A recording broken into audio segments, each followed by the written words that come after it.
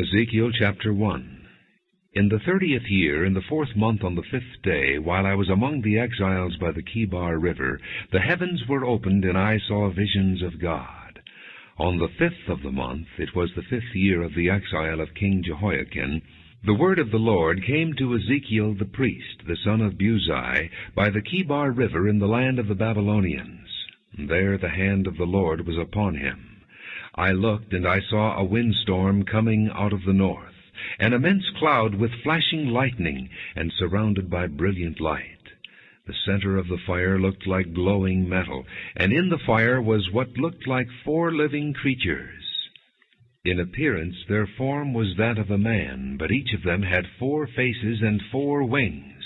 Their legs were straight, their feet were like those of a calf, and gleamed like burnished bronze. Under their wings, on their 4 sides, they had the hands of a man. All 4 of them had faces and wings, and their wings touched one another. Each one went straight ahead. They did not turn as they moved. Their faces looked like this. Each of the 4 had the face of a man, and on the right side each had the face of a lion, and on the left the face of an ox. Each also had the face of an eagle. Such were their faces. Their wings were spread out upward. Each had 2 wings, one touching the wing of another creature on either side, and 2 wings covering its body. Each one went straight ahead. Wherever the Spirit would go, they would go, without turning as they went. The appearance of the living creatures was like burning coals of fire, or like torches. Fire moved back and forth among the creatures. It was bright, and lightning flashed out of it. The creatures sped back and forth like flashes of lightning. As I looked at the living creatures, I saw a wheel on the ground beside each creature with its 4 faces. This was the appearance and structure of the wheels. They sparkled like chrysolite, and all 4 looked alike. Each appeared to be made like a wheel intersecting a wheel. As they moved, they would go in any one of the 4 directions the creatures faced. The wheels did not turn about as the creatures went. Their rims were high and awesome, and all 4 rims were full of eyes all around. When the living creatures moved, the wheels beside them moved. And when the living creatures rose from the ground, the wheels also rose. Wherever the Spirit would go, they would go, and the wheels would rise along with them, because the spirit of the living creatures was in the wheels. When the creatures moved, they also moved. When the creatures stood still, they also stood still. And when the creatures rose from the ground, the wheels rose along with them, because the spirit of the living creatures was in the wheels. Spread out above the heads of the living creatures was what looked like an expanse, sparkling like ice and awesome. Under the expanse their wings were stretched out one toward the other, and each had 2 wings covering its body. When the creatures moved, I heard the sound of their wings, like the roar of rushing waters, like the voice of the Almighty, like the tumult of an army. When they stood still, they lowered their wings. Then there came a voice from above the expanse over their heads as they stood with lowered wings.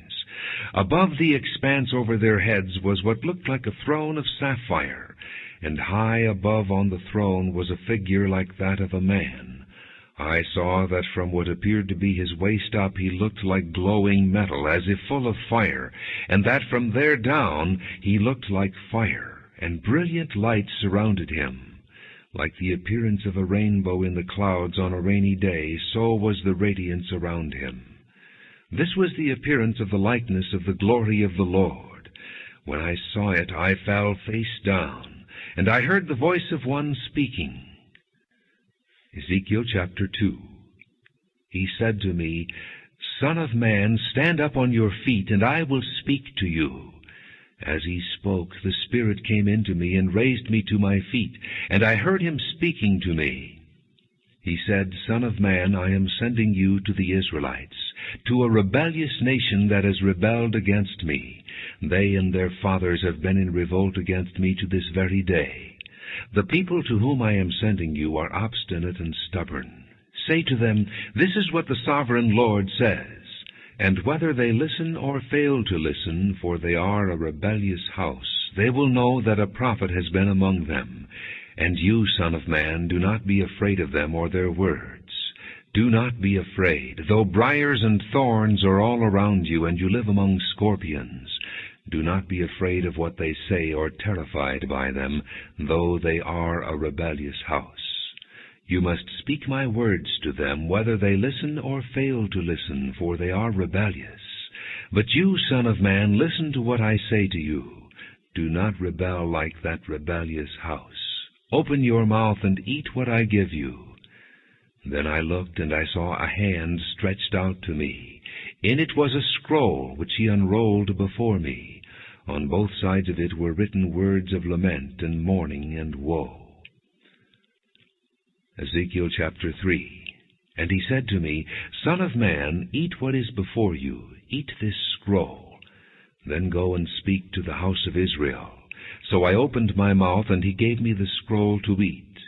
Then he said to me, Son of man, eat this scroll I am giving you, and fill your stomach with it. So I ate it, and it tasted as sweet as honey in my mouth. He then said to me, Son of man, go now to the house of Israel, and speak my words to them. You are not being sent to a people of obscure speech and difficult language, but to the house of Israel, not to many peoples of obscure speech and difficult language, whose words you cannot understand. Surely if I had sent you to them, they would have listened to you. But the house of Israel is not willing to listen to you, because they are not willing to listen to me. For the whole house of Israel is hardened and obstinate. But I will make you as unyielding and hardened as they are. I will make your forehead like the hardest stone, harder than flint. Do not be afraid of them or terrified by them, though they are a rebellious house. And he said to me, Son of man, listen carefully, and take to heart all the words I speak to you. Go now to your countrymen in exile, and speak to them. Say to them, This is what the sovereign Lord says, whether they listen or fail to listen. Then the Spirit lifted me up, and I heard behind me a loud rumbling sound. May the glory of the Lord be praised in his dwelling place. The sound of the wings of the living creatures brushing against each other, and the sound of the wheels beside them, a loud rumbling sound. The Spirit then lifted me up and took me away, and I went in bitterness and in the anger of my spirit, with the strong hand of the Lord upon me. I came to the exiles who lived at Tel Abib near the Kebar River, and there where they were living I sat among them for 7 days, overwhelmed. At the end of 7 days the word of the Lord came to me, Son of man, I have made you a watchman for the house of Israel. So hear the word I speak, and give them warning from me. When I say to a wicked man, You will surely die, and you do not warn him or speak out to dissuade him from his evil ways in order to save his life, that wicked man will die for his sin, and I will hold you accountable for his blood. But if you do warn the wicked man, and he does not turn from his wickedness or from his evil ways, he will die for his sin, but you will have saved yourself. Again, when a righteous man turns from his righteousness and does evil, and I put a stumbling block before him, he will die. Since you did not warn him, he will die for his sin. The righteous things he did will not be remembered, and I will hold you accountable for his blood. But if you do warn the righteous man not to sin, and he does not sin, he will surely live because he took warning, and you will have saved yourself. The hand of the Lord was upon me there, and he said to me, Get up and go out to the plain, and there I will speak to you. So I got up and went out to the plain, and the glory of the Lord was standing there, like the glory I had seen by the Kebar River, and I fell face down. Then the Spirit came into me and raised me to my feet. He spoke to me and said, Go shut yourself inside your house. And you, son of man, they will tie with ropes. You will be bound so that you cannot go out among the people. I will make your tongue stick to the roof of your mouth, so that you will be silent and unable to rebuke them, though they are a rebellious house. But when I speak to you, I will open your mouth, and you shall say to them, This is what the sovereign Lord says. Whoever will listen, let him listen, and whoever will refuse, let him refuse, for they are a rebellious house. Ezekiel chapter 4. Now, son of man, take a clay tablet, put it in front of you, and draw the city of Jerusalem on it. Then lay siege to it. Erect siege works against it. Build a ramp up to it. Set up camps against it, and put battering rams around it. Then take an iron pan, place it as an iron wall between you and the city, and turn your face toward it. It will be under siege, and you shall besiege it. This will be a sign to the house of Israel. Then lie on your left side, and put the sin of the house of Israel upon yourself. You are to bear their sin for the number of days you lie on your side. I have assigned you the same number of days as the years of their sin. So for 390 days you will bear the sin of the house of Israel. After you have finished this, lie down again, this time on your right side, and bear the sin of the house of Judah. I have assigned you 40 days, a day for each year. Turn your face toward the siege of Jerusalem, and with bared arm prophesy against her. I will tie you up with ropes, so that you cannot turn from one side to the other until you have finished the days of your siege. Take wheat and barley, beans and lentils, millet and spelt. Put them in a storage jar, and use them to make bread for yourself. You are to eat it during the 390 days you lie on your side. Weigh out 20 shekels of food to eat each day, and eat it at set times. Also measure out 1/6 of a hin of water, and drink it at set times. Eat the food as you would a barley cake. Bake it in the sight of the people, using human excrement for fuel. The Lord said, in this way the people of Israel will eat defiled food among the nations where I will drive them. Then I said, not so, sovereign Lord. I have never defiled myself. From my youth until now I have never eaten anything found dead or torn by wild animals. No unclean meat has ever entered my mouth. Very well, he said, I will let you bake your bread over cow manure instead of human excrement. He then said to me, Son of man, I will cut off the supply of food in Jerusalem. The people will eat rationed food in anxiety, and drink rationed water in despair, for food and water will be scarce. They will be appalled at the sight of each other, and will waste away because of their sin. Ezekiel chapter 5. Now, son of man, take a sharp sword, and use it as a barber's razor to shave your head and your beard. Then take a set of scales, and divide up the hair. When the days of your siege come to an end, burn 1/3 of the hair with fire inside the city. Take 1/3 and strike it with a sword all around the city, and scatter 1/3 to the wind, for I will pursue them with drawn sword. But take a few strands of hair, and tuck them away in the folds of your garment. Again take a few of these, and throw them into the fire, and burn them up. A fire will spread from there to the whole house of Israel. This is what the sovereign Lord says. This is Jerusalem, which I have set in the center of the nations, with countries all around her. Yet in her wickedness she has rebelled against my laws and decrees more than the nations and countries around her. She has rejected my laws and has not followed my decrees. Therefore this is what the sovereign Lord says. You have been more unruly than the nations around you, and have not followed my decrees or kept my laws. You have not even conformed to the standards of the nations around you. Therefore this is what the sovereign Lord says. I myself am against you, Jerusalem, and I will inflict punishment on you in the sight of the nations. Because of all your detestable idols, I will do to you what I have never done before and will never do again. Therefore in your midst fathers will eat their children, and children will eat their fathers. I will inflict punishment on you, and will scatter all your survivors to the winds. Therefore, as surely as I live, declares the sovereign Lord, because you have defiled my sanctuary with all your vile images and detestable practices, I myself will withdraw my favor. I will not look on you with pity or spare you. A third of your people will die of the plague, or perish by famine inside you. A third will fall by the sword outside your walls, and a third I will scatter to the winds and pursue with drawn sword. Then my anger will cease, and my wrath against them will subside, and I will be avenged. And when I have spent my wrath upon them, they will know that I, the Lord, have spoken in my zeal. I will make you a ruin and a reproach among the nations around you, in the sight of all who pass by. You will be a reproach and a taunt, a warning and an object of horror to the nations around you, when I inflict punishment on you in anger and in wrath and with stinging rebuke. I, the Lord, have spoken. When I shoot at you with my deadly and destructive arrows of famine, I will shoot to destroy you. I will bring more and more famine upon you and cut off your supply of food.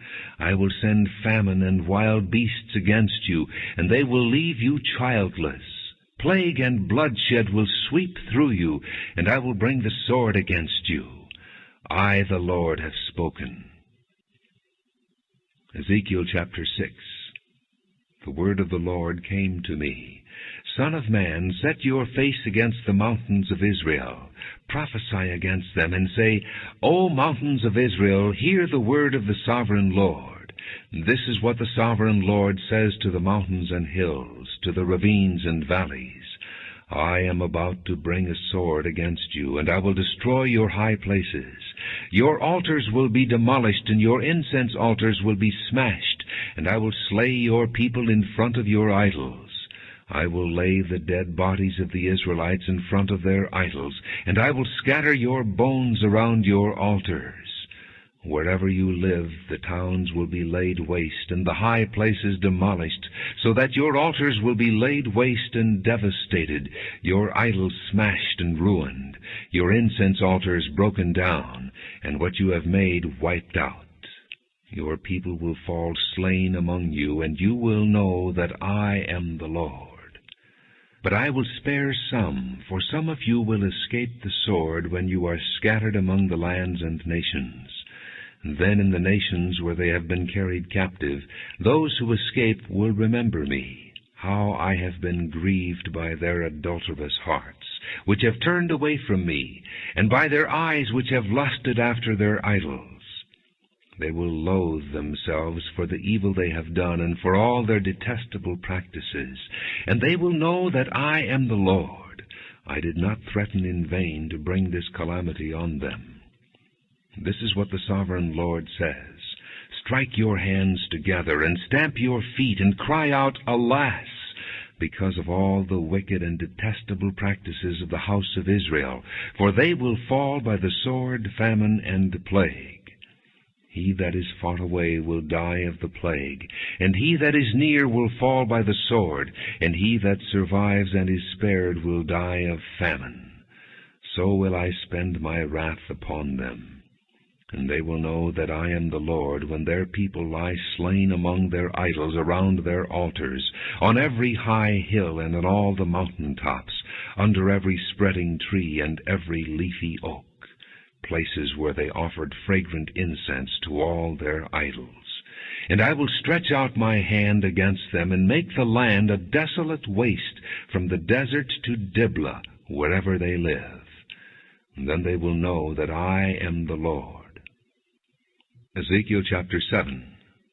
The word of the Lord came to me. Son of man, this is what the sovereign Lord says to the land of Israel. The end. The end has come upon the four corners of the land.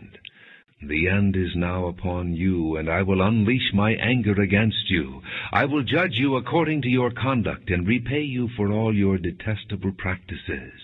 I will not look on you with pity or spare you. I will surely repay you for your conduct and the detestable practices among you. Then you will know that I am the Lord. This is what the sovereign Lord says. Disaster. An unheard-of disaster is coming. The end has come. The end has come. It has roused itself against you. It has come. Doom has come upon you, you who dwell in the land. The time has come. The day is near. There is panic, not joy, upon the mountains. I am about to pour out my wrath on you and spend my anger against you.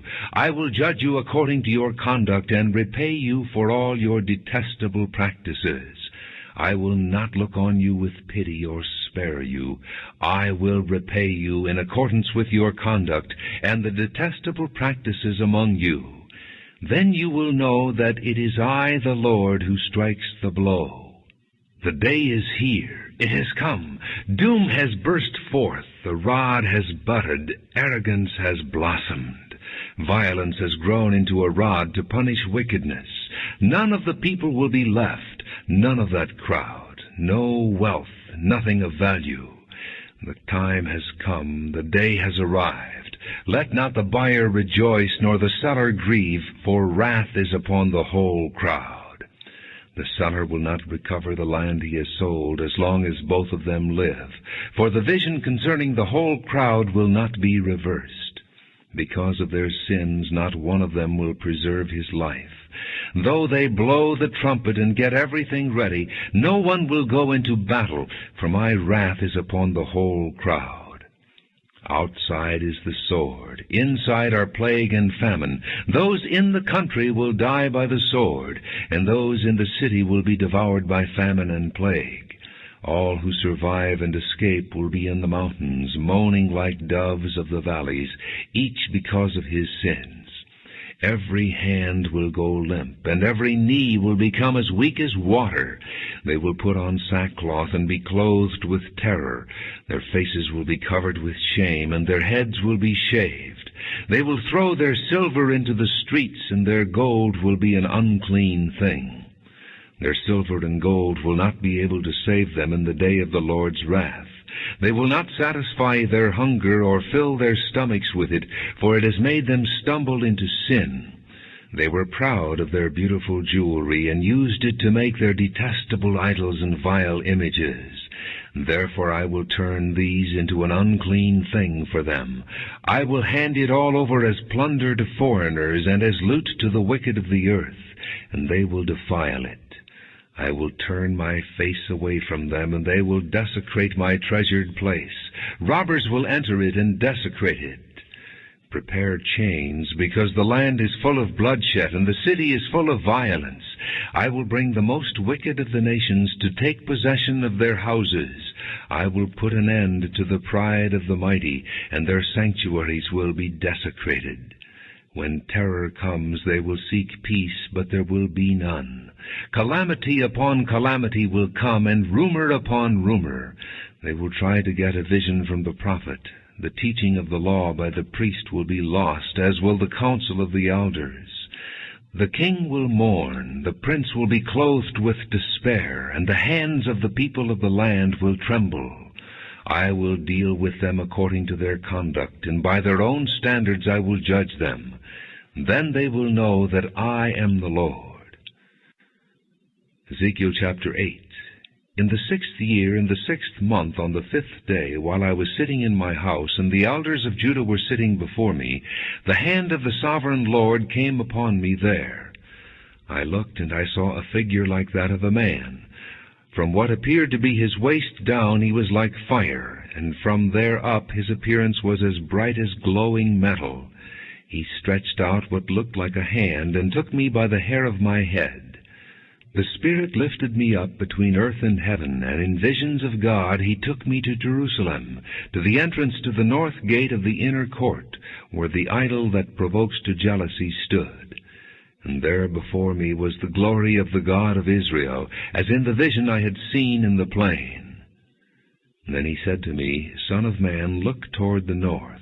So I looked, and in the entrance north of the gate of the altar I saw this idol of jealousy. And he said to me, Son of man, do you see what they are doing, the utterly detestable things the house of Israel is doing here, things that will drive me far from my sanctuary? But you will see things that are even more detestable.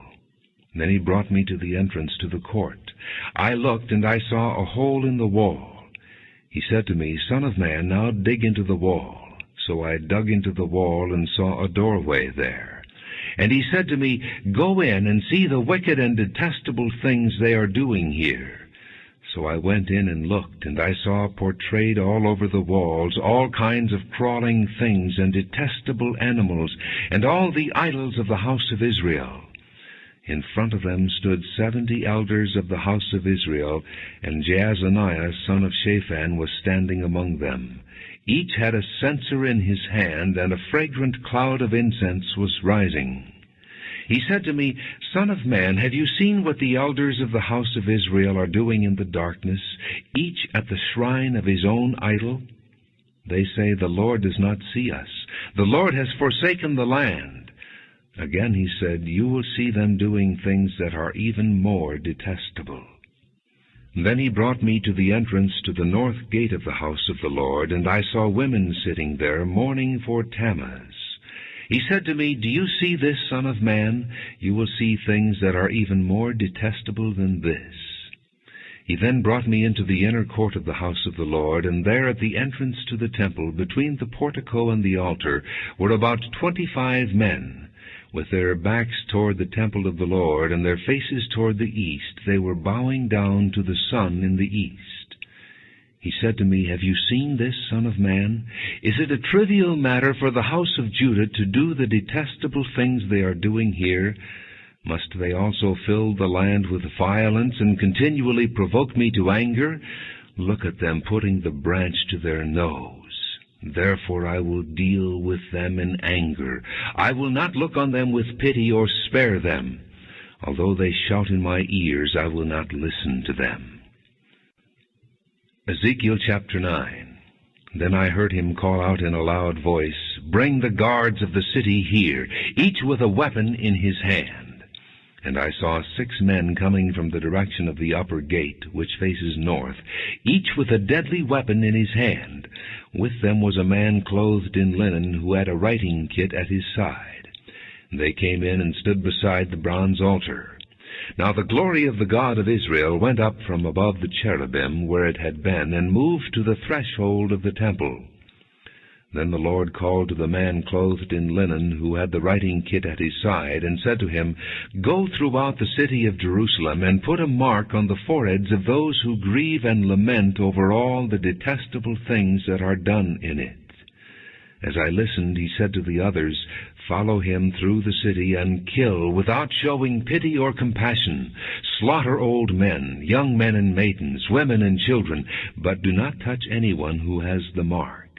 Begin at my sanctuary. So they began with the elders who were in front of the temple. Then he said to them, Defile the temple, and fill the courts with the slain. Go! So they went out and began killing throughout the city. While they were killing and I was left alone, I fell face down, crying out, Ah, sovereign Lord, are you going to destroy the entire remnant of Israel in this outpouring of your wrath on Jerusalem? He answered me, The sin of the house of Israel and Judah is exceedingly great.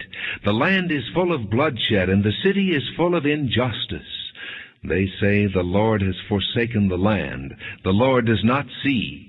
So I will not look on them with pity or spare them, but I will bring down on their own heads what they have done.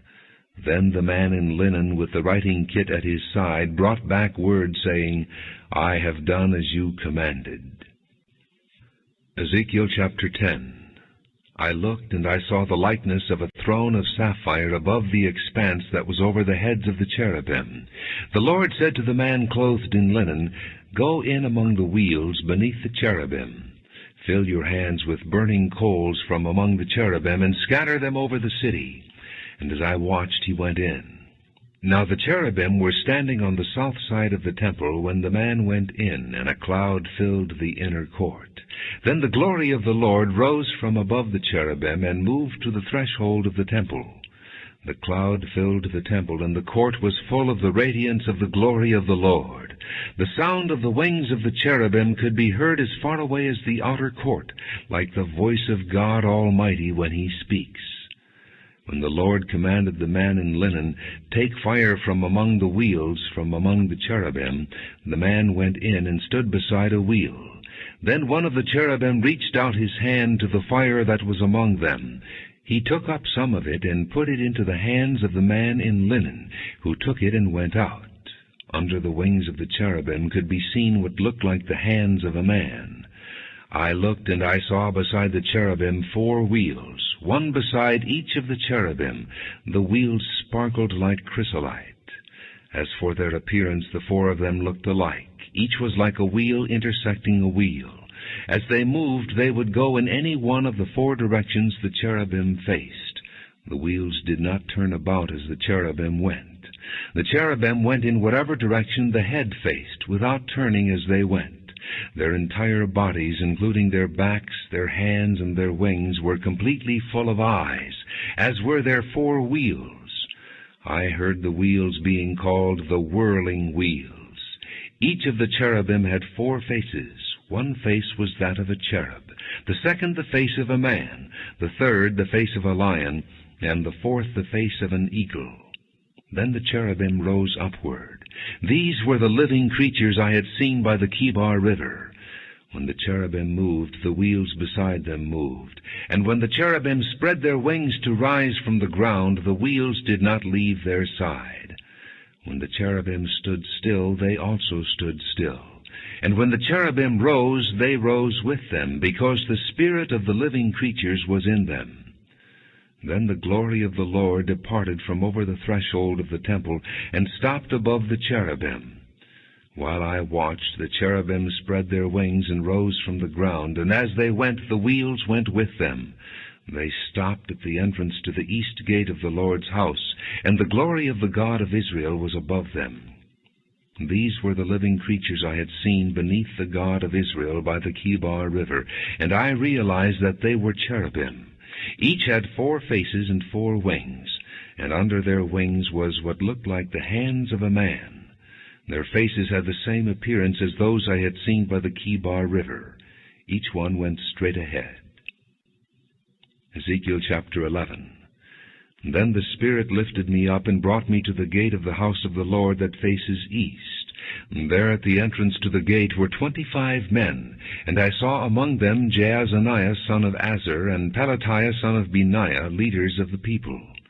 The Lord said to me, Son of man, these are the men who are plotting evil and giving wicked advice in this city. They say, Will it not soon be time to build houses? This city is a cooking pot, and we are the meat. Therefore prophesy against them. Prophesy, Son of man. And then the Spirit of the Lord came upon me, and he told me to say, This is what the Lord says. That is what you are saying, O house of Israel, but I know what is going through your mind. You have killed many people in this city, and filled its streets with the dead. Therefore this is what the sovereign Lord says. The bodies you have thrown there are the meat, and this city is the pot, but I will drive you out of it. You fear the sword, and the sword is what I will bring against you, declares the sovereign Lord. I will drive you out of the city and hand you over to foreigners and inflict punishment on you. You will fall by the sword, and I will execute judgment on you at the borders of Israel. Then you will know that I am the Lord. This city will not be a pot for you, nor will you be the meat in it. I will execute judgment on you at the borders of Israel, and you will know that I am the Lord, for you have not followed my decrees or kept my laws, but have conformed to the standards of the nations around you. Now as I was prophesying, Pelatiah son of Benaiah died. Then I fell face down and cried out in a loud voice, Ah, sovereign Lord! Will you completely destroy the remnant of Israel? The word of the Lord came to me, Son of man, your brothers who are your blood relatives, and the whole house of Israel, are those of whom the people of Jerusalem have said, They are far away from the Lord. This land was given to us as our possession. Therefore say, This is what the sovereign Lord says. Although I sent them far away among the nations, and scattered them among the countries, yet for a little while I have been a sanctuary for them in the countries where they have gone. Therefore say, This is what the sovereign Lord says. I will gather you from the nations, and bring you back from the countries where you have been scattered, and I will give you back the land of Israel again. They will return to it, and remove all its vile images and detestable idols. I will give them an undivided heart, and put a new spirit in them. I will remove from them their heart of stone, and give them a heart of flesh. Then they will follow my decrees, and be careful to keep my laws. They will be my people, and I will be their God. But as for those whose hearts are devoted to their vile images and detestable idols, I will bring down on their own heads what they have done, declares the sovereign Lord. Then the cherubim with the wheels beside them spread their wings, and the glory of the God of Israel was above them.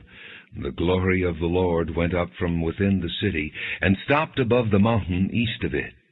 The Spirit lifted me up and brought me to the exiles in Babylonia in the vision given by the Spirit of God.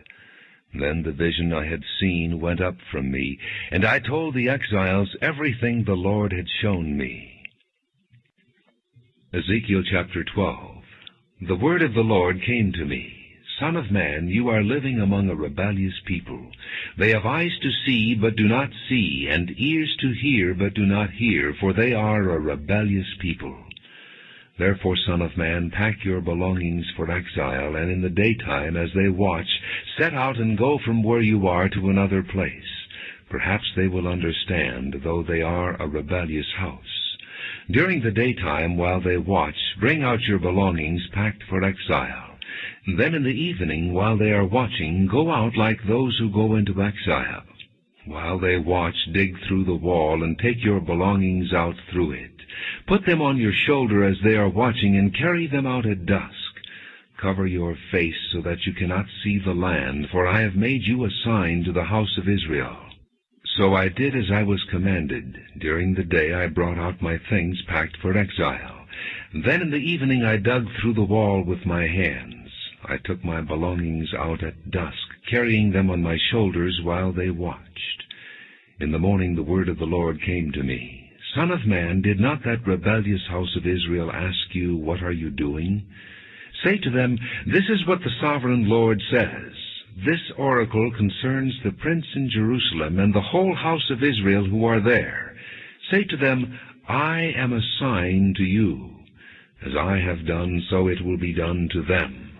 They will go into exile as captives. The prince among them will put his things on his shoulder at dusk and leave, and a hole will be dug in the wall for him to go through. He will cover his face so that he cannot see the land. I will spread my net for him, and he will be caught in my snare. I will bring him to Babylonia, the land of the Chaldeans, but he will not see it, and there he will die. I will scatter to the winds all those around him, his staff and all his troops, and I will pursue them with drawn sword. They will know that I am the Lord, when I disperse them among the nations and scatter them through the countries. But I will spare a few of them from the sword, famine, and plague, so that in the nations where they go they may acknowledge all their detestable practices. Then they will know that I am the Lord. And the word of the Lord came to me, Son of man, tremble as you eat your food, and shudder in fear as you drink your water. Say to the people of the land, this is what the sovereign Lord says about those living in Jerusalem and in the land of Israel. They will eat their food in anxiety, and drink their water in despair, for their land will be stripped of everything in it because of the violence of all who live there. The inhabited towns will be laid waste, and the land will be desolate. Then you will know that I am the Lord. The word of the Lord came to me, Son of man, what is this proverb you have in the land of Israel? The days go by, and every vision comes to nothing. Say to them, this is what the sovereign Lord says. I am going to put an end to this proverb, and they will no longer quote it in Israel. Say to them, the days are near when every vision will be fulfilled, for there will be no more false visions or flattering divinations among the people of Israel. But I, the Lord, will speak what I will, and it shall be fulfilled without delay. For in your days, you rebellious house, I will fulfill whatever I say, declares the sovereign Lord. And the word of the Lord came to me, Son of man, the house of Israel is saying, the vision he sees is for many years from now, and he prophesies about the distant future. Therefore say to them, This is what the Sovereign Lord says, None of my words will be delayed any longer. Whatever I say will be fulfilled, declares the Sovereign Lord. They will know that I am the Lord, when I disperse them among the nations, and scatter them through the countries. But I will spare a few of them from the sword, famine, and plague, so that in the nations where they go they may acknowledge all their detestable practices. Then they will know that I am the Lord. And the word of the Lord came to me, Son of man, tremble as you eat your food, and shudder in fear as you drink your water. Say to the people of the land, This is what the Sovereign Lord says about those living in Jerusalem and in the land of Israel. They will eat their food in anxiety, and drink their water in despair, for their land will be stripped of everything in it because of the violence of all who live there. The inhabited towns will be laid waste, and the land will be desolate. Then you will know that I am the Lord. The word of the Lord came to me, Son of man, what is this proverb you have in the land of Israel? The days go by, and every vision comes to nothing. Say to them, This is what the Sovereign Lord says. I am going to put an end to this proverb, and they will no longer quote it in Israel. Say to them, The days are near when every vision will be fulfilled, for there will be no more false visions or flattering divinations among the people of Israel. But I, the Lord, will speak what I will, and it shall be fulfilled without delay. For in your days, you rebellious house, I will fulfill whatever I say, declares the Sovereign Lord. The word of the Lord came to me, Son of man, the house of Israel is saying, The vision he sees is for many years from now, and he prophesies about the distant future. Therefore say to them, This is what the Sovereign Lord says, None of my words will be delayed any longer. Whatever I say will be fulfilled, declares the Sovereign Lord. Ezekiel chapter 13. The word of the Lord came to me, Son of man, prophesy against the prophets of Israel who are now prophesying. Say to those who prophesy out of their own imagination, Hear the word of the Lord. This is what the Sovereign Lord says. Woe to the foolish prophets who follow their own spirit and have seen nothing. Your prophets, O Israel, are like jackals among ruins. You have not gone up to the breaks in the wall to repair it for the house of Israel, so that it will stand firm in the battle on the day of the Lord. Their visions are false, and their divinations a lie. They say, The Lord declares, when the Lord has not sent them. Yet they expect their words to be fulfilled. Have you not seen false visions and uttered lying divinations when you say, The Lord declares, though I have not spoken? Therefore this is what the Sovereign Lord says, Because of your false words and lying visions, I am against you, declares the Sovereign Lord. My hand will be against the prophets who see false visions and utter lying divinations. They will not belong to the council of my people, or be listed in the records of the house of Israel, nor will they enter the land of Israel.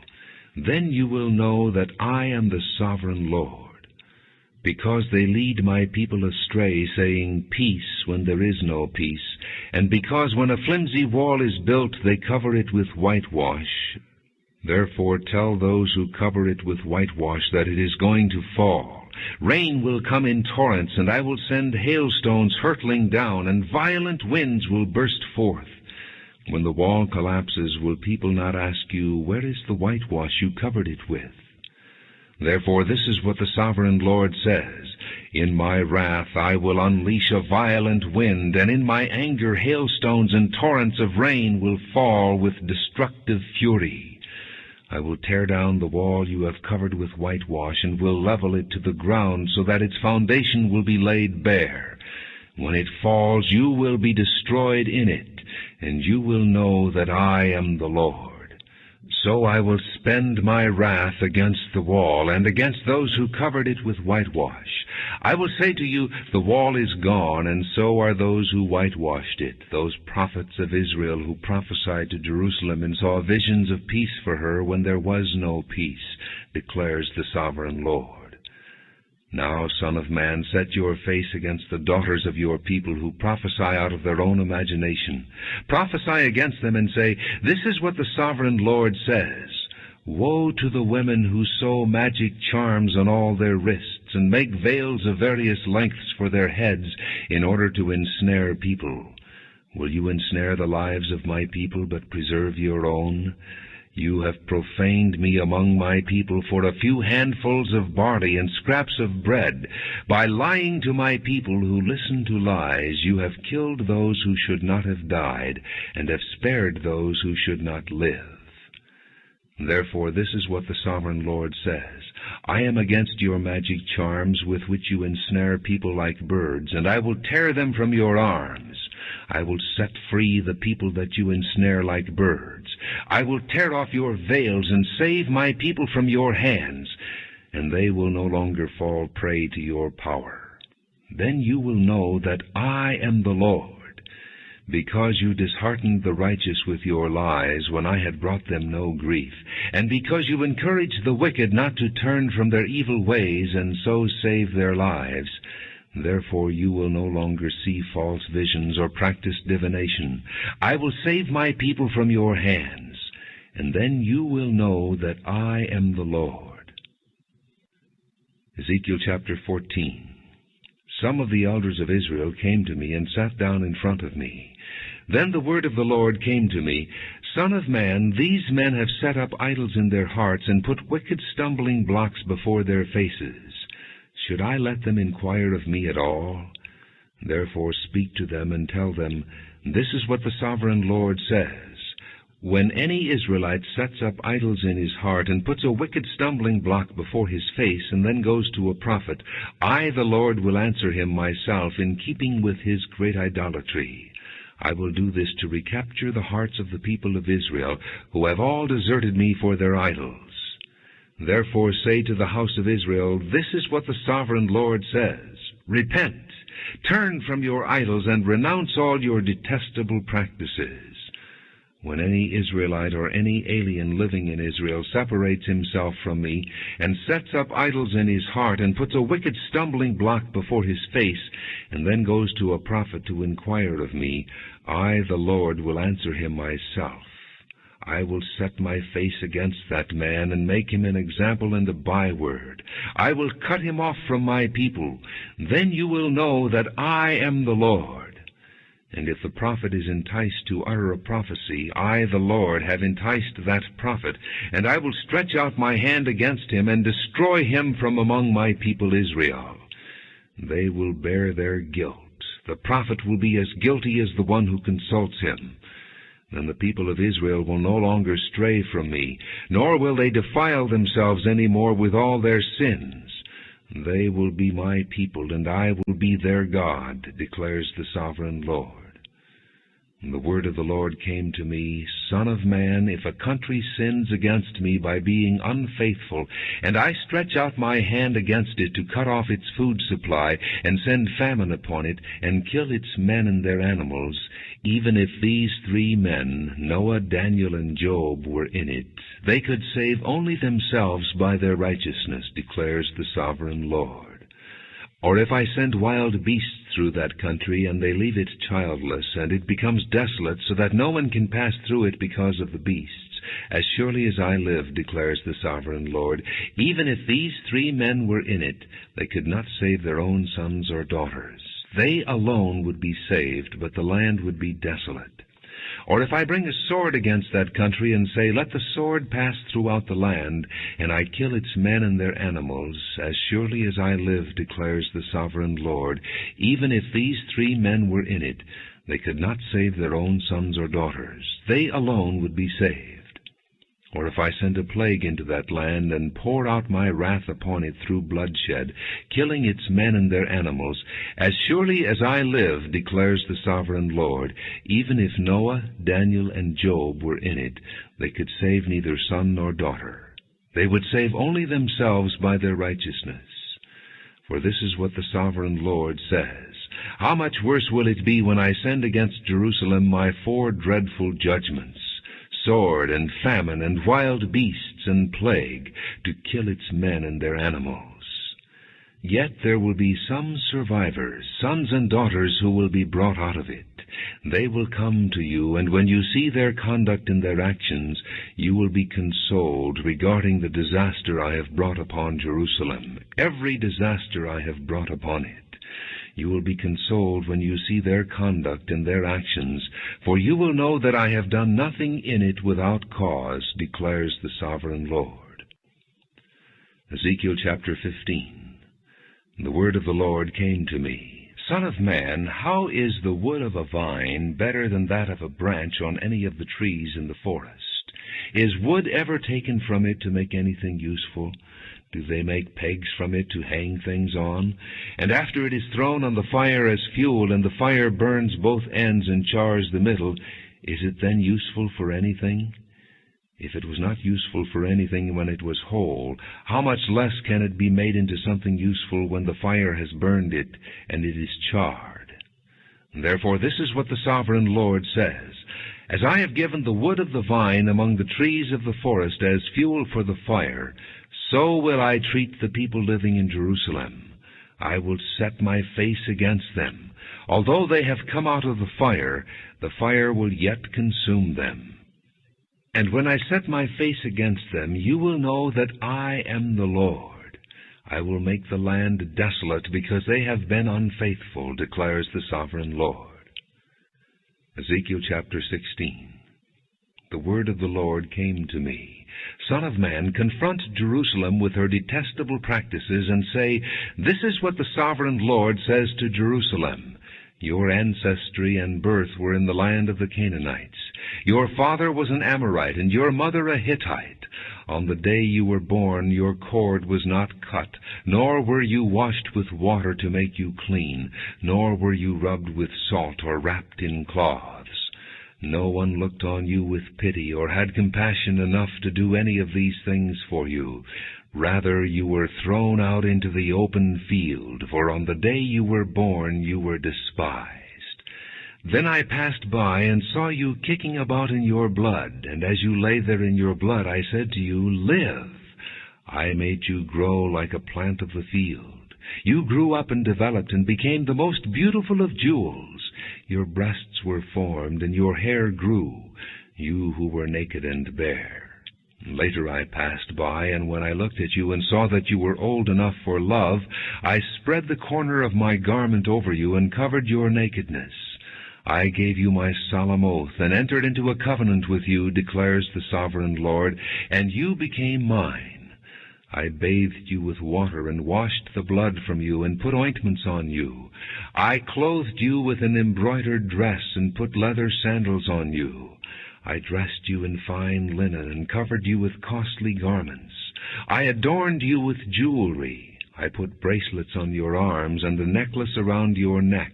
And I put a ring on your nose, earrings on your ears, and a beautiful crown on your head. So you were adorned with gold and silver. Your clothes were of fine linen and costly fabric and embroidered cloth. Your food was fine flour, honey, and olive oil. You became very beautiful and rose to be a queen. And your fame spread among the nations on account of your beauty, because the splendor I had given you made your beauty perfect, declares the sovereign Lord. But you trusted in your beauty and used your fame to become a prostitute. You lavished your favors on anyone who passed by, and your beauty became his. You took some of your garments to make gaudy high places, where you carried on your prostitution. Such things should not happen, nor should they ever occur. You also took the fine jewelry I gave you, the jewelry made of my gold and silver, and you made for yourself male idols and engaged in prostitution with them. And you took your embroidered clothes to put on them, and you offered my oil and incense before them. Also the food I provided for you, the fine flour, olive oil, and honey I gave you to eat, you offered as fragrant incense before them. That is what happened, declares the sovereign Lord. And you took your sons and daughters whom you bore to me and sacrificed them as food to the idols. Was your prostitution not enough? You slaughtered my children and sacrificed them to the idols. In all your detestable practices and your prostitution, you did not remember the days of your youth when you were naked and bare, kicking about in your blood. Woe!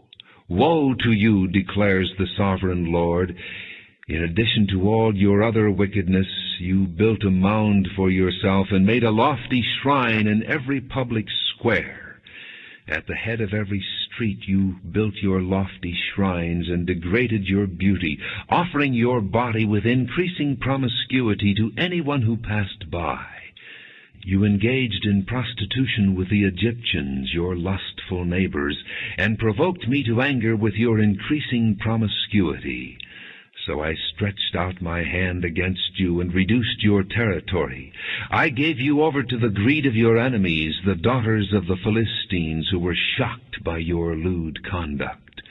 You engaged in prostitution with the Assyrians, too, because you were insatiable. And even after that you still were not satisfied. Then you increased your promiscuity to include Babylonia, a land of merchants, but even with this you were not satisfied.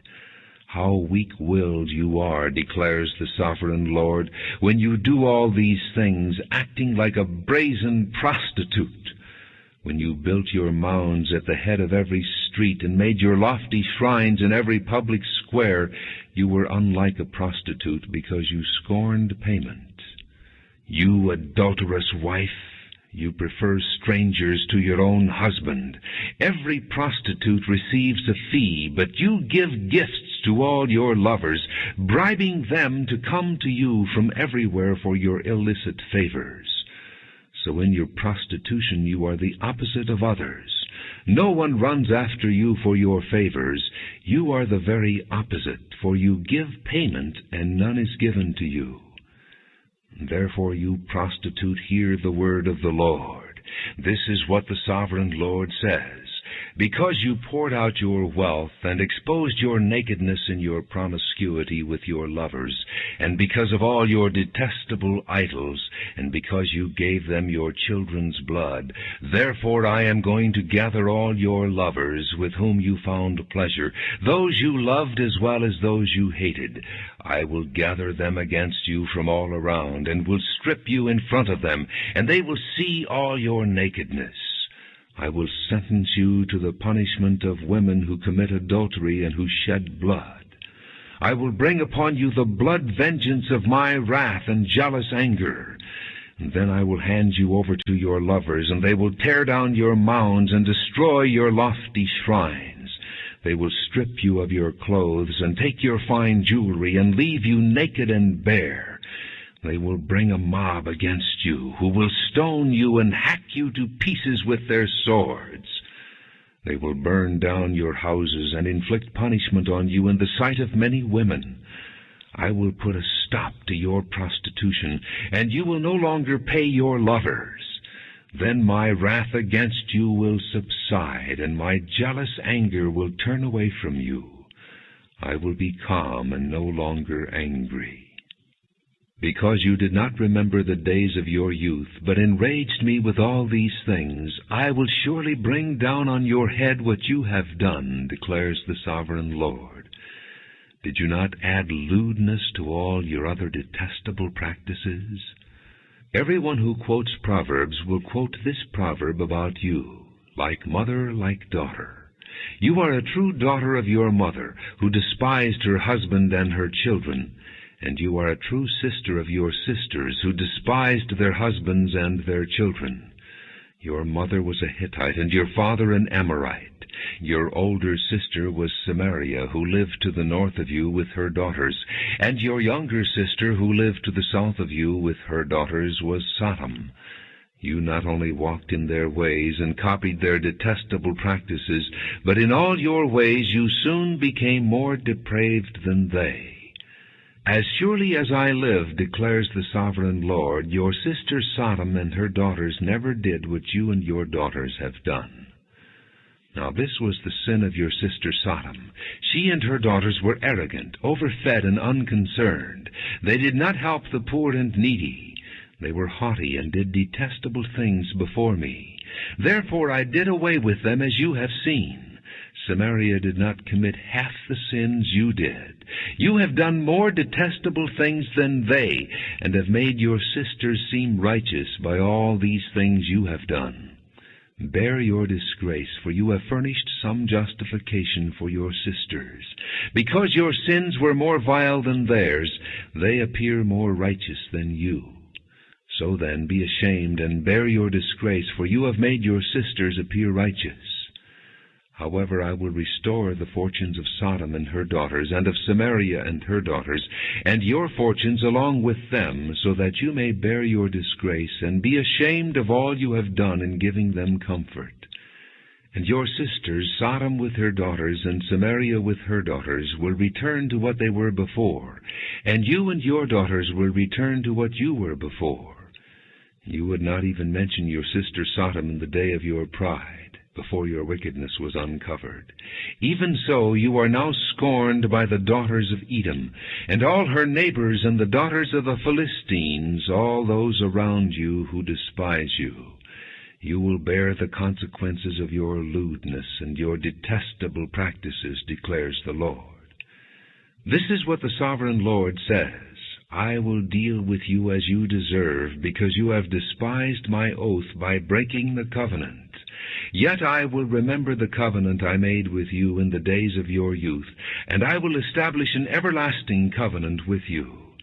Then you will remember your ways and be ashamed when you receive your sisters, both those who are older than you and those who are younger.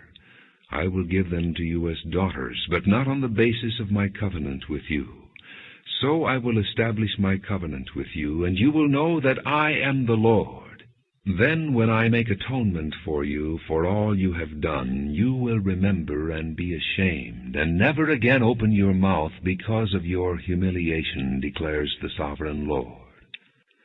Ezekiel chapter 17. The word of the Lord came to me. Son of man, set forth an allegory, and tell the house of Israel a parable. Say to them, This is what the sovereign Lord says. A great eagle with powerful wings, long feathers, and full plumage of varied colors came to Lebanon. Taking hold of the top of a cedar, he broke off its topmost shoot and carried it away to a land of merchants, where he planted it in a city of traders. He took some of the seed of your land and put it in fertile soil. He planted it like a willow by abundant water, and it sprouted and became a low spreading vine. Its branches turned toward him, but its roots remained under it. So it became a vine and produced branches and put out leafy boughs. But there was another great eagle with powerful wings and full plumage. The vine now sent out its roots toward him from the plot where it was planted, and stretched out its branches to him for water. It had been planted in good soil by abundant water, so that it would produce branches, bear fruit, and become a splendid vine. Say to them, This is what the sovereign Lord says. Will it thrive? Will it not be uprooted and stripped of its fruit so that it withers? All its new growth will wither. It will not take a strong arm or many people to pull it up by the roots. Even if it is transplanted, will it thrive? Will it not wither completely when the east wind strikes it, wither away in the plot where it grew? And then the word of the Lord came to me, Say to this rebellious house, Do you not know what these things mean? Say to them, The king of Babylon went to Jerusalem and carried off her king and her nobles, bringing them back with him to Babylon. Then he took a member of the royal family and made a treaty with him, putting him under oath. He also carried away the leading men of the land, so that the kingdom would be brought low, unable to rise again, surviving only by keeping his treaty. But the king rebelled against him by sending his envoys to Egypt to get horses and a large army. Will he succeed? Will he who does such things escape? Will he break the treaty and yet escape? As surely as I live, declares the sovereign Lord, he shall die in Babylon, in the land of the king who put him on the throne, whose oath he despised and whose treaty he broke. Pharaoh with his mighty army and great horde will be of no help to him in war, when ramps are built and siege works erected to destroy many lives. He despised the oath by breaking the covenant. Because he had given his hand in pledge, and yet did all these things, he shall not escape. Therefore this is what the sovereign Lord says, As surely as I live, I will bring down on his head my oath that he despised, and my covenant that he broke. I will spread my net for him, and he will be caught in my snare. I will bring him to Babylon, and execute judgment upon him there, because he was unfaithful to me. All his fleeing troops will fall by the sword, and the survivors will be scattered to the winds. Then you will know that I, the Lord, have spoken. This is what the sovereign Lord says. I myself will take a shoot from the very top of a cedar and plant it. I will break off a tender sprig from its topmost shoots, and plant it on a high and lofty mountain. On the mountain heights of Israel I will plant it. It will produce branches and bear fruit and become a splendid cedar.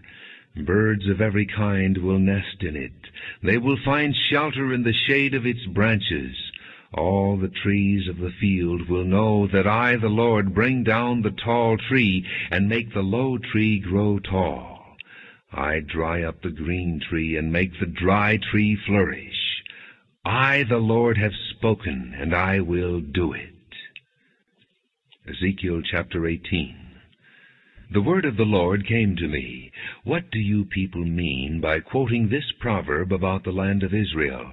The fathers eat sour grapes, and the children's teeth are set on edge. As surely as I live, declares the sovereign Lord, you will no longer quote this proverb in Israel. For every living soul belongs to me, the Father as well as the Son. Both alike belong to me. The soul who sins is the one who will die. Suppose there is a righteous man who does what is just and right. He does not eat at the mountain shrines or look to the idols of the house of Israel. He does not defile his neighbor's wife or lie with a woman during her period. He does not oppress anyone, but returns what he took in pledge for a loan. He does not commit robbery, but gives his food to the hungry and provides clothing for the naked.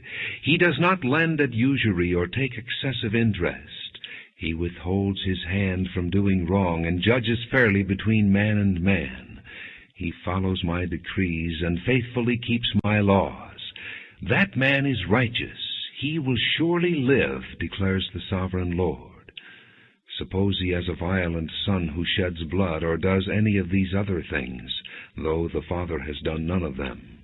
He eats at the mountain shrines. He defiles his neighbor's wife. He oppresses the poor and needy. He commits robbery. He does not return what he took in pledge. He looks to the idols. He does detestable things. He lends at usury and takes excessive interest. Will such a man live? He will not. Because he has done all these detestable things, he will surely be put to death, and his blood will be on his own head. But suppose this son has a son who sees all the sins his father commits, and though he sees them, he does not do such things. He does not eat at the mountain shrines or look to the idols of the house of Israel. He does not defile his neighbor's wife. He does not oppress anyone or require a pledge for a loan. He does not commit robbery, but gives his food to the hungry and provides clothing for the naked. He withholds his hand from sin and takes no usury or excessive interest. He keeps my laws and follows my decrees. He will not die for his father's sin. He will surely live. But his father will die for his own sin, because he practiced extortion, robbed his brother, and did what was wrong among his people. Yet you ask, why does the son not share the guilt of his father? Since the son has done what is just and right, and has been careful to keep all my decrees, he will surely live. The soul who sins is the one who will die. The son will not share the guilt of the father, nor will the father share the guilt of the son. The righteousness of the righteous man will be credited to him, and the wickedness of the wicked will be charged against him. But if a wicked man turns away from all the sins he has committed, and keeps all my decrees, and does what is just and right, he will surely live. He will not die. None of the offenses he has committed will be remembered against him. Because of the righteous things he has done, he will live. Do I take any pleasure in the death of the wicked, declares the sovereign Lord? Rather, am I not pleased when they turn from their ways and live? But if a righteous man turns from his righteousness and commits sin, and does the same detestable things the wicked man does, will he live? None of the righteous things he has done will be remembered. Because of the unfaithfulness he is guilty of, and because of the sins he has committed, he will die. Yet you say, the way of the Lord is not just. Hear, O house of Israel, is my way unjust? Is it not your ways that are unjust? If a righteous man turns from his righteousness and commits sin, he will die for it. Because of the sin he has committed, he will die. But if a wicked man turns away from the wickedness he has committed, and does what is just and right, he will save his life. Because he considers all the offenses he has committed and turns away from them, he will surely live. He will not die. Yet the house of Israel says, the way of the Lord is not just. Are my ways unjust, O house of Israel? Is it not your ways that are unjust? Therefore, O house of Israel, I will judge you, each one according to his ways, declares the sovereign Lord. Repent. Turn away from all your offenses, then sin will not be your downfall. Rid yourselves of all the offenses you have committed, and get a new heart and a new spirit. Why will you die, O house of Israel? For I take no pleasure in the death of anyone, declares the sovereign Lord. Repent and live. Ezekiel chapter 19. Take up a lament concerning the princes of Israel, and say, what a lioness was your mother among the lions! She lay down among the young lions and reared her cubs. She brought up one of her cubs, and he became a strong lion. He learned to tear the prey, and he devoured men. The nations heard about him, and he was trapped in their pit. They led him with hooks to the land of Egypt. When she saw her hope unfulfilled, her expectation gone, she took another of her cubs and made him a strong lion. He prowled among the lions, for he was now a strong lion. He learned to tear the prey, and he devoured men. He broke down their strongholds and devastated their towns. The land and all who were in it were terrified by his roaring. Then the nations came against him, those from regions round about. They spread their net for him, and he was trapped in their pit. With hooks they pulled him into a cage and brought him to the king of Babylon. They put him in prison, so his roar was heard no longer on the mountains of Israel. Your mother was like a vine in your vineyard, planted by the water. It was fruitful and full of branches because of abundant water. Its branches were strong, fit for a ruler's scepter. It towered high above the thick foliage, conspicuous for its height and for its many branches. But it was uprooted in fury and thrown to the ground. The east wind made it shrivel. It was stripped of its fruit. Its strong branches withered, and fire consumed them. Now it is planted in the desert, in a dry and thirsty land. Fire spread from one of its main branches and consumed its fruit. No strong branch is left on it, fit for a ruler's scepter. This is a lament, and is to be used as a lament. Ezekiel chapter 20. In the 7th year, in the 5th month, on the 10th day, some of the elders of Israel came to inquire of the Lord, and they sat down in front of me. Then the word of the Lord came to me. Son of man, speak to the elders of Israel, and say to them, this is what the sovereign Lord says. Have you come to inquire of me? As surely as I live, I will not let you inquire of me, declares the sovereign Lord. Will you judge them? Will you judge them, son of man? Then confront them with the detestable practices of their fathers, and say to them, this is what the sovereign Lord says. On the day I chose Israel, I swore with uplifted hand to the descendants of the house of Jacob, and revealed myself to them in Egypt. With uplifted hand I said to them, I am the Lord your God. On that day I swore to them that I would bring them out of Egypt into a land I had searched out for them, a land flowing with milk and honey, the most beautiful of all lands. And I said to them, Each of you get rid of the vile images you have set your eyes on, and do not defile yourselves with the idols of Egypt. I am the Lord your God. But they rebelled against me and would not listen to me. They did not get rid of the vile images they had set their eyes on, nor did they forsake the idols of Egypt. So I said I would pour out my wrath on them and spend my anger against them in Egypt. But for the sake of my name I did what would keep it from being profaned in the eyes of the nations they lived among, and in whose sight I had revealed myself to the Israelites by bringing them out of Egypt. Therefore I led them out of Egypt, and brought them into the desert. I gave them my decrees, and made known to them my laws, for the man who obeys them will live by them. Also I gave them my Sabbaths as a sign between us, so they would know that I, the Lord, made them holy. Yet the people of Israel rebelled against me in the desert. They did not follow my decrees, but rejected my laws, although the man who obeys them will live by them, and they utterly desecrated my Sabbaths. So I said I would pour out my wrath on them and destroy them in the desert. But for the sake of my name I did what would keep it from being profaned in the eyes of the nations in whose sight I had brought them out. Also with uplifted hand I swore to them in the desert that I would not bring them into the land I had given them, a land flowing with milk and honey, most beautiful of all lands, because they rejected my laws and did not follow my decrees and desecrated my Sabbaths. For their hearts were devoted to their idols. Yet I looked on them with pity, and did not destroy them or put an end to them in the desert. I said to their children in the desert, Do not follow the statutes of your fathers, or keep their laws, or defile yourselves with their idols. I am the Lord your God. Follow my decrees, and be careful to keep my laws. Keep my Sabbaths holy, that they may be a sign between us. Then you will know that I am the Lord your God. But the children rebelled against me. They did not follow my decrees. They were not careful to keep my laws, although the man who obeys them will live by them, and they desecrated my Sabbaths. So I said I would pour out my wrath on them and spend my anger against them in the desert. But I withheld my hand, and for the sake of my name I did what would keep it from being profaned in the eyes of the nations in whose sight I had brought them out.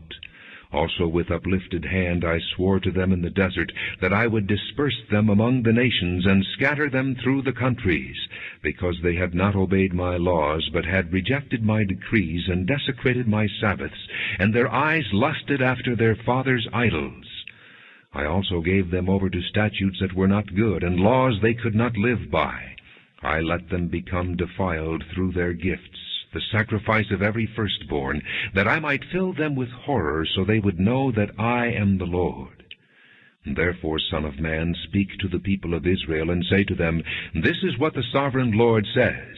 In this also your fathers blasphemed me by forsaking me, when I brought them into the land I had sworn to give them, and they saw any high hill or any leafy tree, there they offered their sacrifices, made offerings that provoked me to anger, presented their fragrant incense, and poured out their drink offerings. Then I said to them, What is this high place you go to? It is called Bema to this day. Therefore say to the house of Israel, This is what the sovereign Lord says. Will you defile yourselves the way your fathers did, and lust after their vile images? When you offer your gifts, the sacrifice of your sons in the fire, you continue to defile yourselves with all your idols to this day.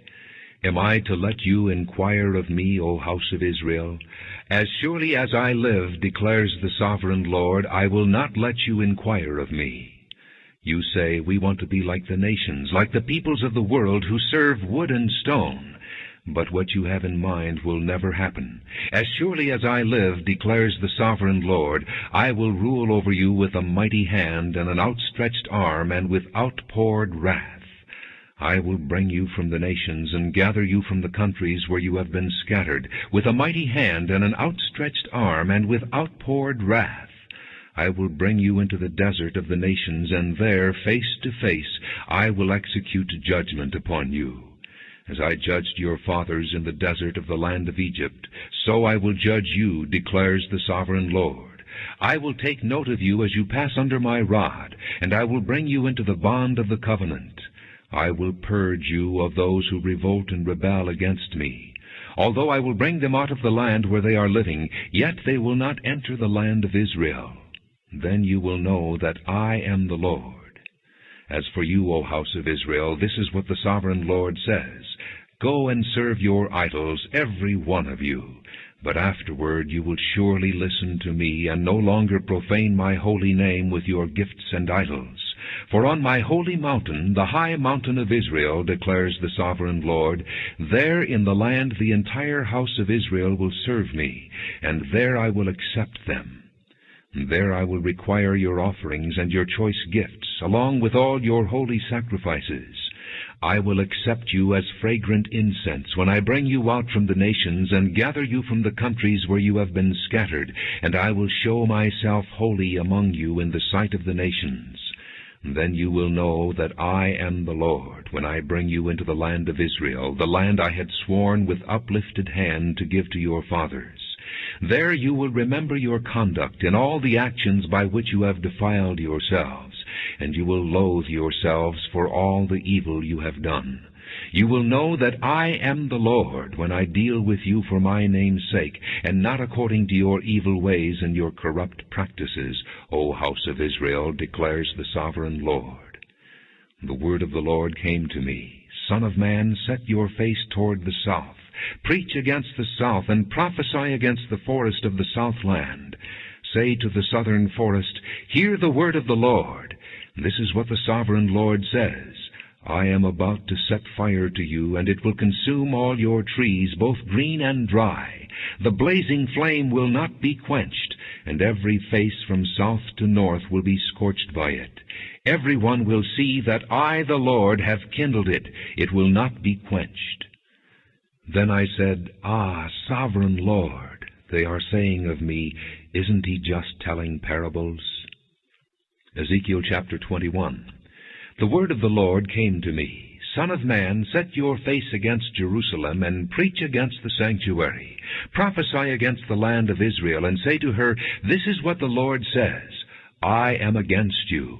I will draw my sword from its scabbard, and cut off from you both the righteous and the wicked. Because I am going to cut off the righteous and the wicked, my sword will be unsheathed against everyone from south to north. Then all people will know that I, the Lord, have drawn my sword from its scabbard. It will not return again. Therefore groan, Son of man, groan before them with broken heart and bitter grief. And when they ask you, Why are you groaning? You shall say, Because of the news that is coming. Every heart will melt, and every hand go limp. Every spirit will become faint, and every knee become as weak as water. It is coming. It will surely take place, declares the sovereign Lord. The word of the Lord came to me, Son of man, prophesy, and say, This is what the Lord says. A sword, sharpened and polished, sharpened for the slaughter, polished to flash like lightning. Shall we rejoice in the scepter of my son Judah? The sword despises every such stick. The sword is appointed to be polished, to be grasped with the hand. It is sharpened and polished, made ready for the hand of the slayer. Cry out and wail, Son of man, for it is against my people. It is against all the princes of Israel. They are thrown to the sword along with my people. Therefore beat your breast. Testing will surely come, and what if the scepter of Judah which the sword despises does not continue, declares the sovereign Lord. So then, Son of man, prophesy, and strike your hands together. Let the sword strike twice, even 3 times. It is a sword for slaughter, a sword for great slaughter, closing in on them from every side. So that hearts may melt, and the fallen be many, I have stationed the sword for slaughter at all their gates. Oh, it is made to flash like lightning, it is grasped for slaughter. O sword, slash to the right, then to the left, wherever your blade is turned. I too will strike my hands together, and my wrath will subside. I, the Lord, have spoken. The word of the Lord came to me, Son of man, mark out 2 roads for the sword of the king of Babylon to take, both starting from the same country. Make a signpost where the road branches off to the city. Mark out 1 road for the sword to come against Rabbah of the Ammonites, and another against Judah and fortify Jerusalem. For the king of Babylon will stop at the fork in the road, at the junction of the 2 roads, to seek an omen. He will cast lots with arrows. He will consult his idols. He will examine the liver. Into his right hand will come the lot for Jerusalem, where he is to set up battering rams, to give the command to slaughter, to sound the battle cry, to set battering rams against the gates, to build a ramp and to erect siege works. It will seem like a false omen to those who have sworn allegiance to him, but he will remind them of their guilt and take them captive. Therefore this is what the Sovereign Lord says, Because you people have brought to mind your guilt by your open rebellion, revealing your sins in all that you do, because you have done this, you will be taken captive. O profane and wicked Prince of Israel, whose day has come, whose time of punishment has reached its climax, this is what the Sovereign Lord says. Take off the turban, remove the crown. It will not be as it was. The lowly will be exalted, and the exalted will be brought low. A ruin, a ruin! I will make it a ruin. It will not be restored until he comes to whom it rightfully belongs. To him I will give it. And you, Son of man, prophesy and say, This is what the Sovereign Lord says about the Ammonites and their insults. A sword, drawn for the slaughter, polished to consume and to flash like lightning. Despite false visions concerning you, and lying divinations about you, it will be laid on the necks of the wicked who are to be slain, whose day has come, whose time of punishment has reached its climax. Return the sword to its scabbard. In the place where you were created, in the land of your ancestry, I will judge you. I will pour out my wrath upon you, and breathe out my fiery anger against you. I will hand you over to brutal men, men skilled in destruction. You will be fuel for the fire. Your blood will be shed in your land. You will be remembered no more, for I, the Lord, have spoken. Ezekiel chapter 22.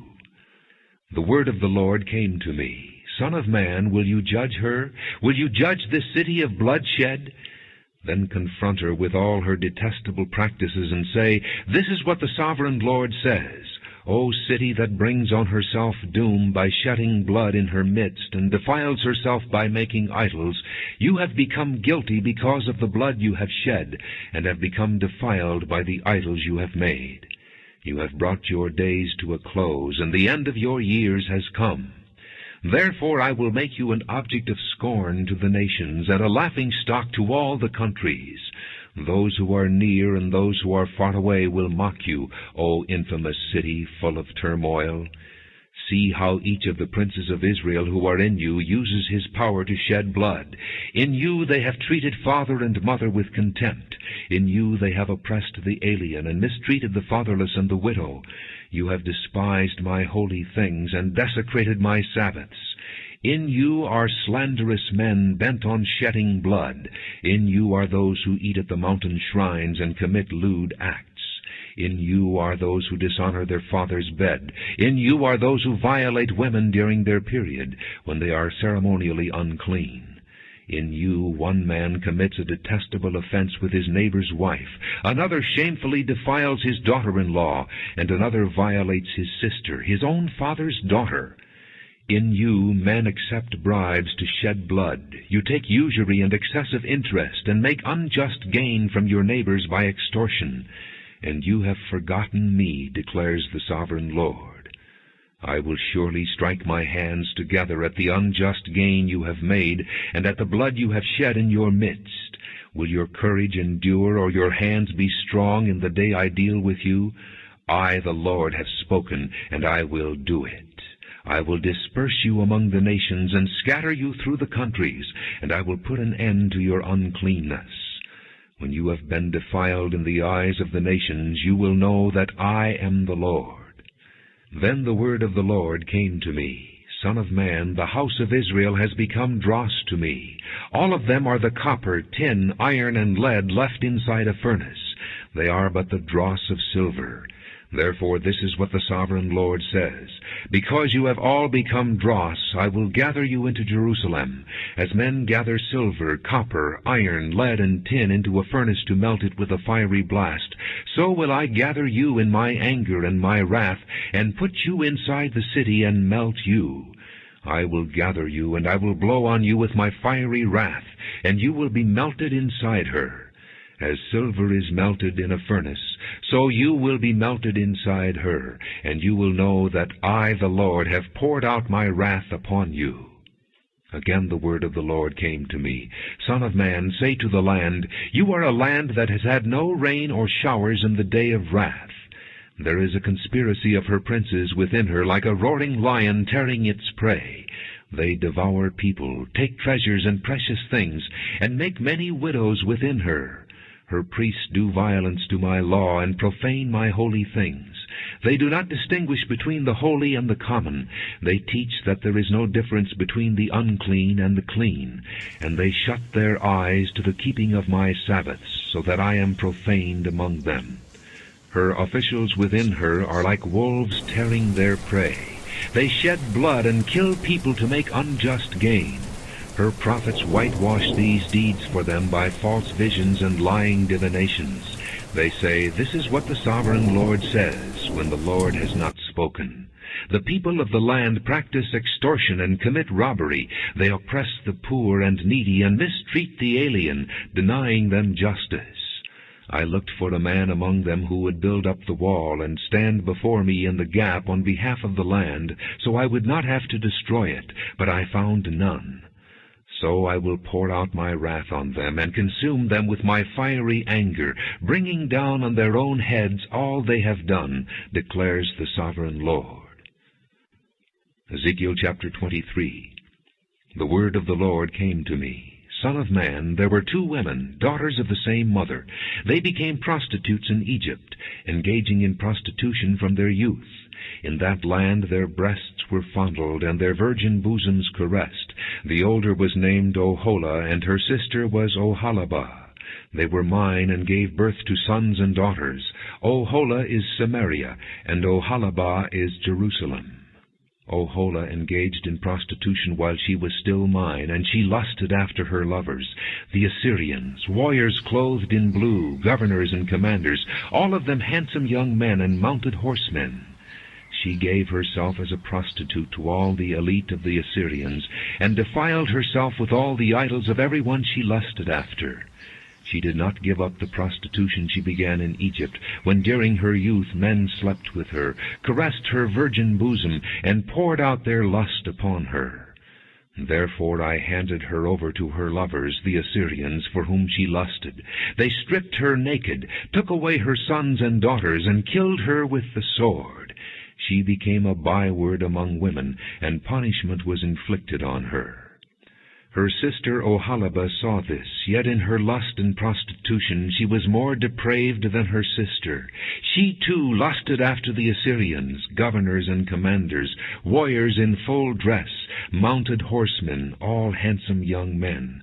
I saw that she too defiled herself. Both of them went the same way. But she carried her prostitution still further. She saw men portrayed on a wall, figures of Chaldeans portrayed in red, with belts around their waists and flowing turbans on their heads. All of them looked like Babylonian chariot officers, natives of Chaldea. As soon as she saw them, she lusted after them and sent messengers to them in Chaldea. Then the Babylonians came to her, to the bed of love, and in their lust they defiled her. After she had been defiled by them, she turned away from them in disgust. When she carried on her prostitution openly and exposed her nakedness, I turned away from her in disgust, just as I had turned away from her sister. Yet she became more and more promiscuous as she recalled the days of her youth, when she was a prostitute in Egypt. There she lusted after her lovers, whose genitals were like those of donkeys, and whose emission was like that of horses.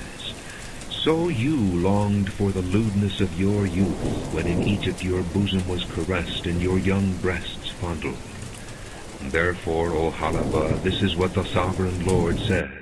I will stir up your lovers against you, those you turned away from in disgust, and I will bring them against you from every side.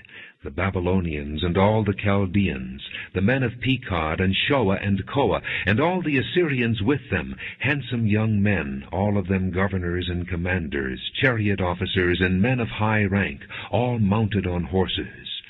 They will come against you with weapons, chariots, and wagons, and with a throng of people. They will take up positions against you on every side with large and small shields and with helmets.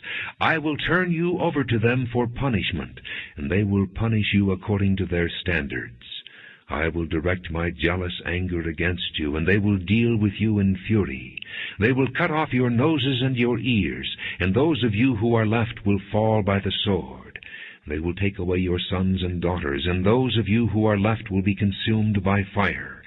They will also strip you of your clothes and take your fine jewelry. So I will put a stop to the lewdness and prostitution you began in Egypt. You will not look on these things with longing or remember Egypt any more. For this is what the sovereign Lord says. I am about to hand you over to those you hate, to those you turned away from in disgust. They will deal with you in hatred and take away everything you have worked for. They will leave you naked and bare, and the shame of your prostitution will be exposed. Your lewdness and promiscuity have brought this upon you, because you lusted after the nations and defiled yourself with their idols. You have gone the way of your sister, so I will put her cup into your hand. This is what the sovereign Lord says. You will drink your sister's cup, a cup large and deep. It will bring scorn and derision, for it holds so much. You will be filled with drunkenness and sorrow, the cup of ruin and desolation, the cup of your sister Samaria. You will drink it and drain it dry. You will dash it to pieces and tear your breasts. I have spoken, declares the sovereign Lord. Therefore this is what the sovereign Lord says. Since you have forgotten me and thrust me behind your back, you must bear the consequences of your lewdness and prostitution. The Lord said to me, Son of man, will you judge Oholah and Oholibah? Then confront them with their detestable practices, for they have committed adultery, and blood is on their hands. They committed adultery with their idols. They even sacrificed their children, whom they bore to me as food for them. They have also done this to me. At that same time they defiled my sanctuary and desecrated my Sabbaths. On the very day they sacrificed their children to their idols, they entered my sanctuary and desecrated it. That is what they did in my house. They even sent messengers for men who came from far away, and when they arrived you bathed yourself for them, painted your eyes, and put on your jewelry. You sat on an elegant couch, with a table spread before it, on which you had placed the incense and oil that belonged to me. The noise of a carefree crowd was around her. Sabaeans were brought from the desert, along with men from the rabble, and they put bracelets on the arms of the woman and her sister, and beautiful crowns on their heads. Then I said about the one worn out by adultery, Now let them use her as a prostitute, for that is all she is.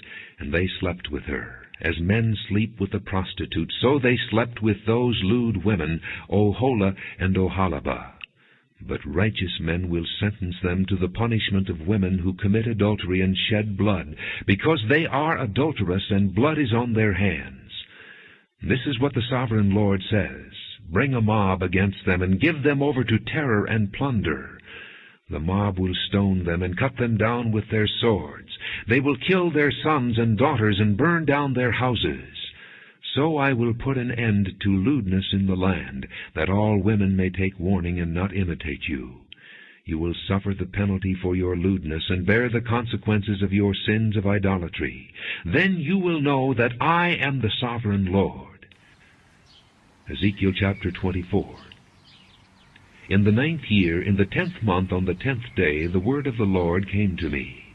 Son of man, record this date, this very date, because the king of Babylon has laid siege to Jerusalem this very day. Tell this rebellious house a parable, and say to them, This is what the sovereign Lord says. Put on the cooking pot, Put it on, and pour water into it. Put into it the pieces of meat, all the choice pieces, the leg and the shoulder. Fill it with the best of these bones. Take the pick of the flock. Pile wood beneath it for the bones. Bring it to a boil, and cook the bones in it. For this is what the sovereign Lord says. Woe to the city of bloodshed, to the pot now encrusted, whose deposit will not go away.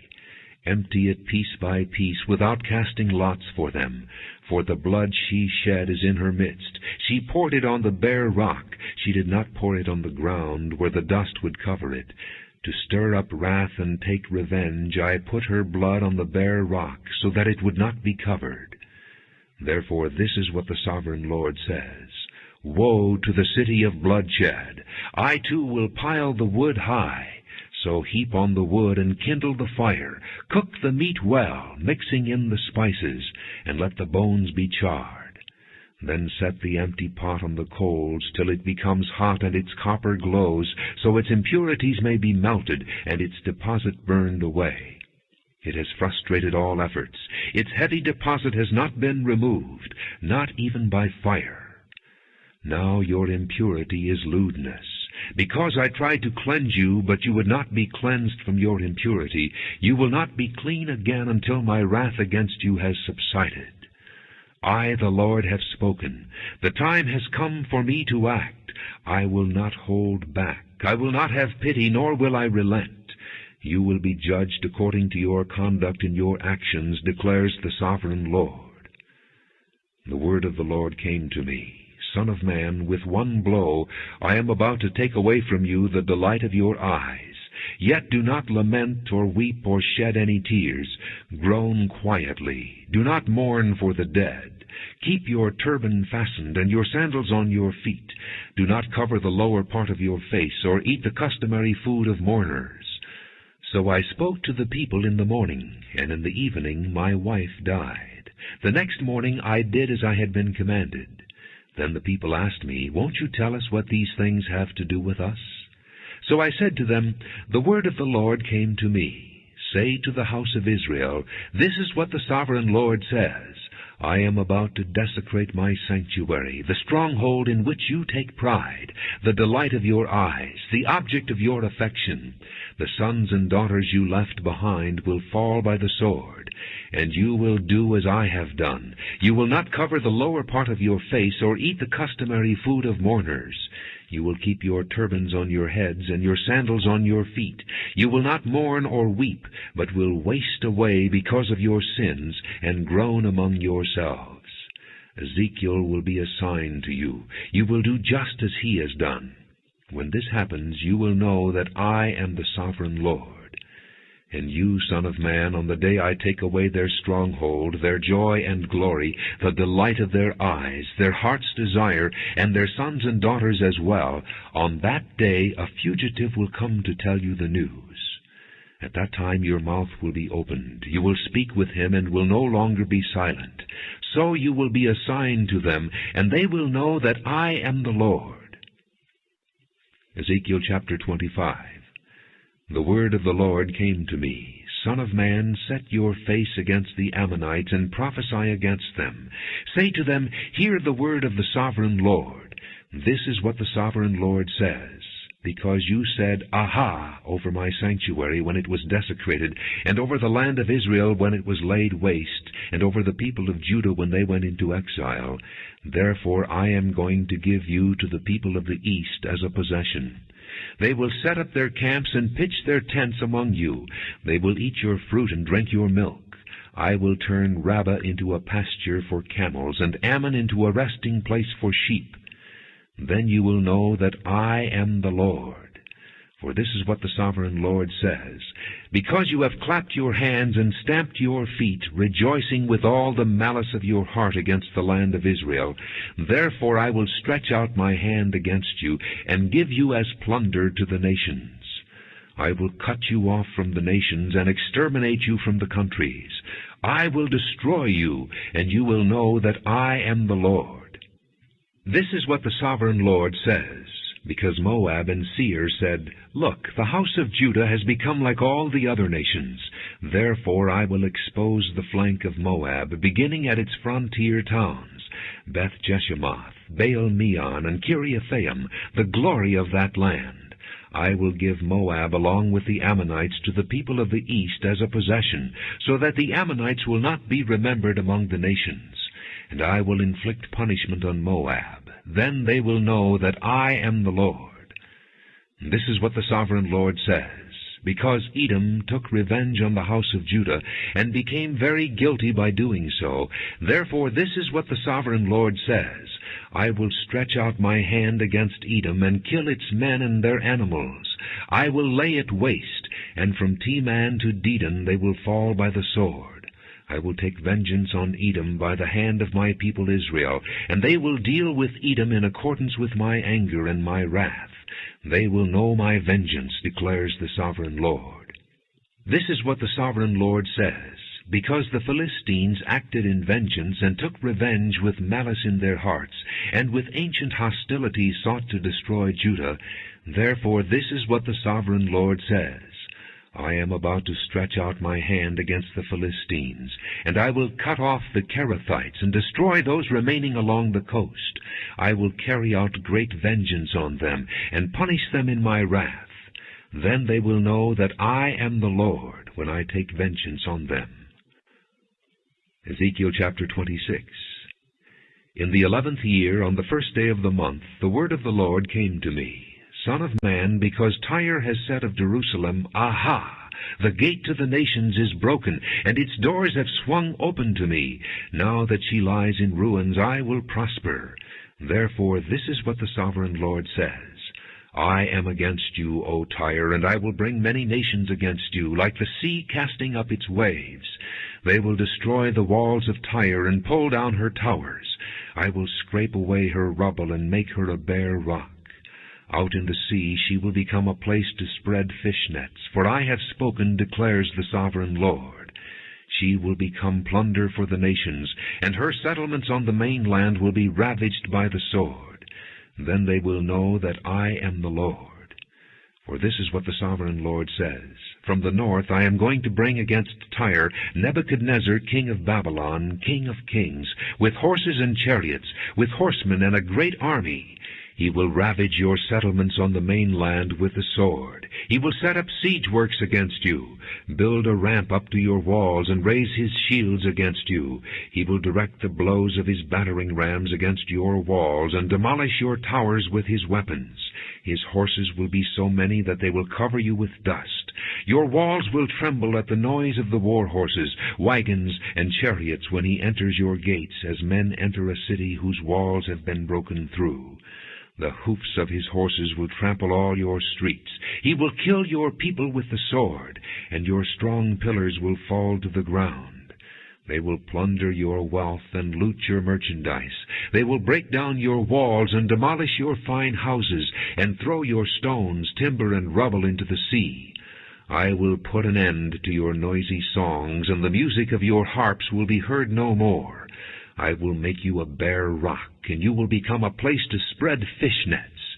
You will never be rebuilt, for I, the Lord, have spoken, declares the sovereign Lord. This is what the sovereign Lord says to Tyre. Will not the coastlands tremble at the sound of your fall, when the wounded groan and the slaughter takes place in you? Then all the princes of the coast will step down from their thrones, and lay aside their robes, and take off their embroidered garments. Clothed with terror, they will sit on the ground, trembling every moment, appalled at you. Then they will take up a lament concerning you, and say to you, How you are destroyed, O city of renown, peopled by men of the sea! You were a power on the seas, you and your citizens. You put your terror on all who lived there.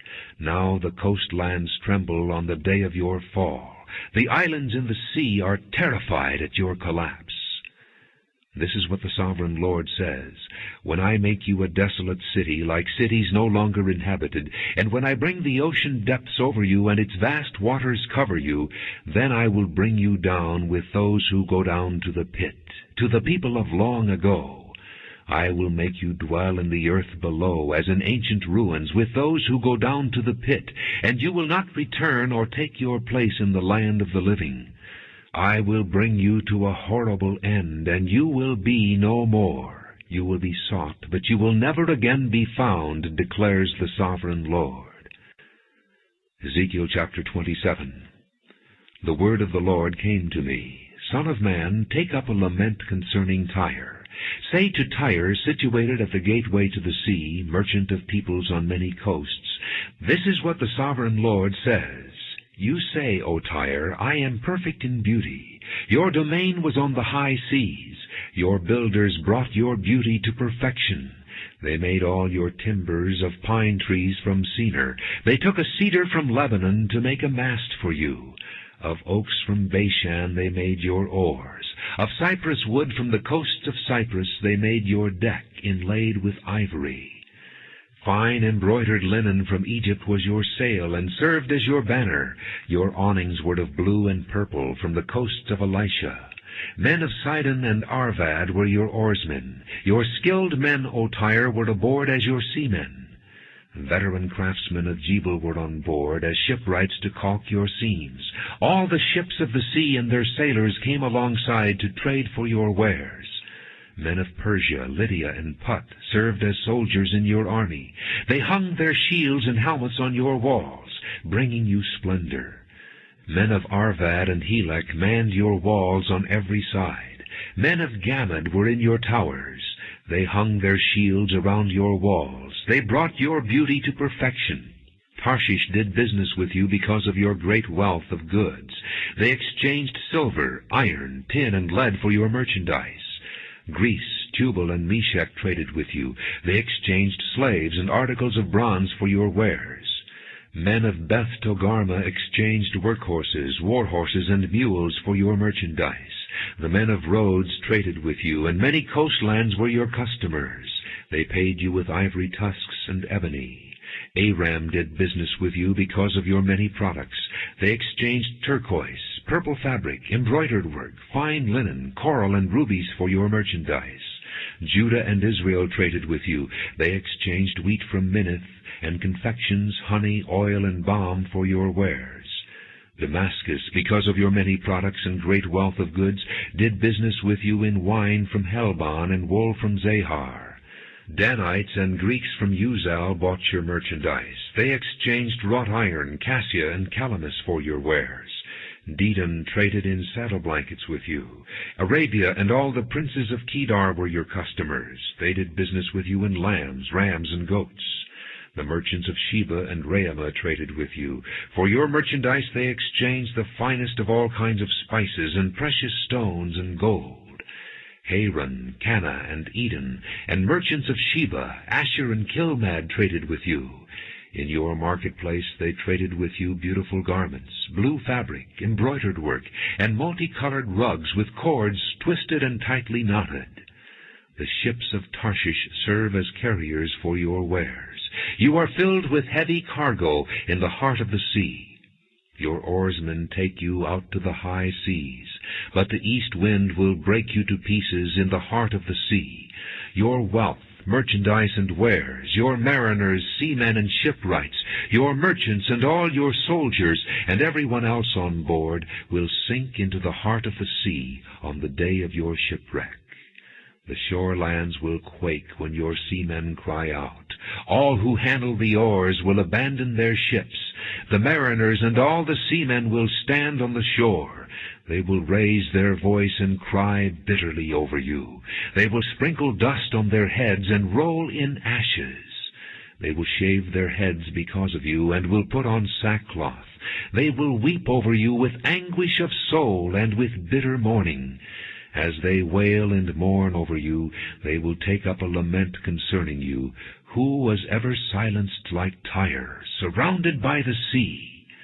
When your merchandise went out on the seas, you satisfied many nations. With your great wealth and your wares you enriched the kings of the earth. Now you are shattered by the sea in the depths of the waters. Your wares and all your company have gone down with you. All who live in the coastlands are appalled at you. Their kings shudder with horror, and their faces are distorted with fear. The merchants among the nations hiss at you. You have come to a horrible end and will be no more. Ezekiel chapter 28. The word of the Lord came to me. Son of man, say to the ruler of Tyre, This is what the sovereign Lord says. In the pride of your heart you say, I am a god. I sit on the throne of a god in the heart of the seas. But you are a man and not a god, though you think you are as wise as a god. Are you wiser than Daniel? Is no secret hidden from you? By your wisdom and understanding you have gained wealth for yourself, and amassed gold and silver in your treasuries. By your great skill in trading you have increased your wealth, and because of your wealth your heart has grown proud. Therefore this is what the sovereign Lord says. Because you think you are wise as a god, I am going to bring foreigners against you, the most ruthless of nations. They will draw their swords against your beauty and wisdom, and pierce your shining splendor. They will bring you down to the pit, and you will die a violent death in the heart of the seas. Will you then say, I am a god, in the presence of those who kill you? You will be but a man, not a god, in the hands of those who slay you. You will die the death of the uncircumcised at the hands of foreigners. I have spoken, declares the sovereign Lord. The word of the Lord came to me, Son of man, take up a lament concerning the king of Tyre, and say to him, This is what the sovereign Lord says. You were the model of perfection, full of wisdom and perfect in beauty. You were in Eden, the garden of God. Every precious stone adorned you, ruby, topaz, and emerald, chrysolite, onyx, and jasper, sapphire, turquoise, and beryl. Your settings and mountings were made of gold. On the day you were created, they were prepared. You were anointed as a guardian cherub, for so I ordained you. You were on the holy mount of God. You walked among the fiery stones. You were blameless in your ways from the day you were created till wickedness was found in you. Through your widespread trade you were filled with violence, and you sinned. So I drove you in disgrace from the mount of God, and I expelled you, O guardian cherub, from among the fiery stones. Your heart became proud on account of your beauty, and you corrupted your wisdom because of your splendor. So I threw you to the earth. I made a spectacle of you before kings. By your many sins and dishonest trade you have desecrated your sanctuaries. So I made a fire come out from you, and it consumed you, and I reduced you to ashes on the ground in the sight of all who were watching. All the nations who knew you are appalled at you. You have come to a horrible end and will be no more. The word of the Lord came to me. Son of man, set your face against Sidon. Prophesy against her, and say, This is what the sovereign Lord says. I am against you, O Sidon, and I will gain glory within you. They will know that I am the Lord when I inflict punishment on her, and show myself holy within her. I will send a plague upon her, and make blood flow in her streets. The slain will fall within her, with the sword against her on every side. Then they will know that I am the Lord. No longer will the people of Israel have malicious neighbors who are painful briars and sharp thorns. Then they will know that I am the sovereign Lord.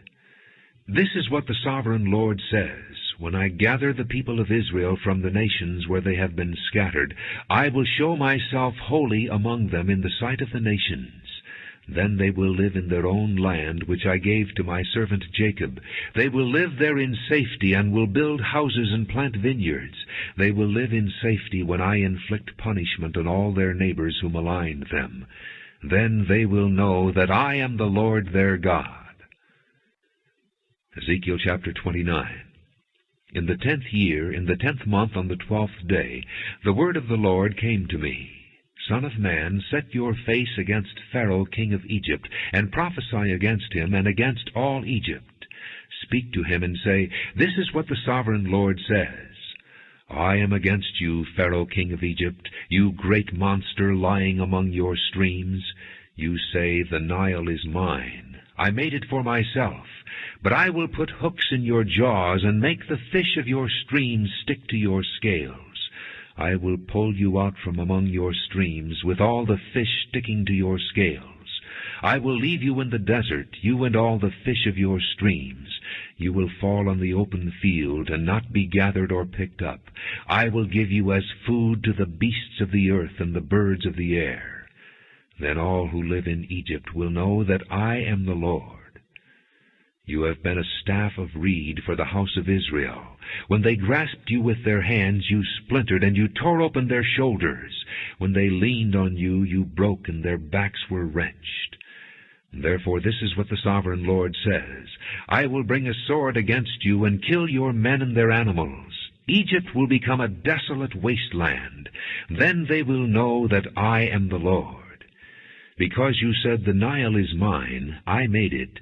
Therefore I am against you and against your streams, and I will make the land of Egypt a ruin and a desolate waste from Migdol to Aswan, as far as the border of Cush. No foot of man or animal will pass through it. No one will live there for 40 years. I will make the land of Egypt desolate among devastated lands, and her cities will lie desolate 40 years among ruined cities. And I will disperse the Egyptians among the nations, and scatter them through the countries. Yet this is what the sovereign Lord says.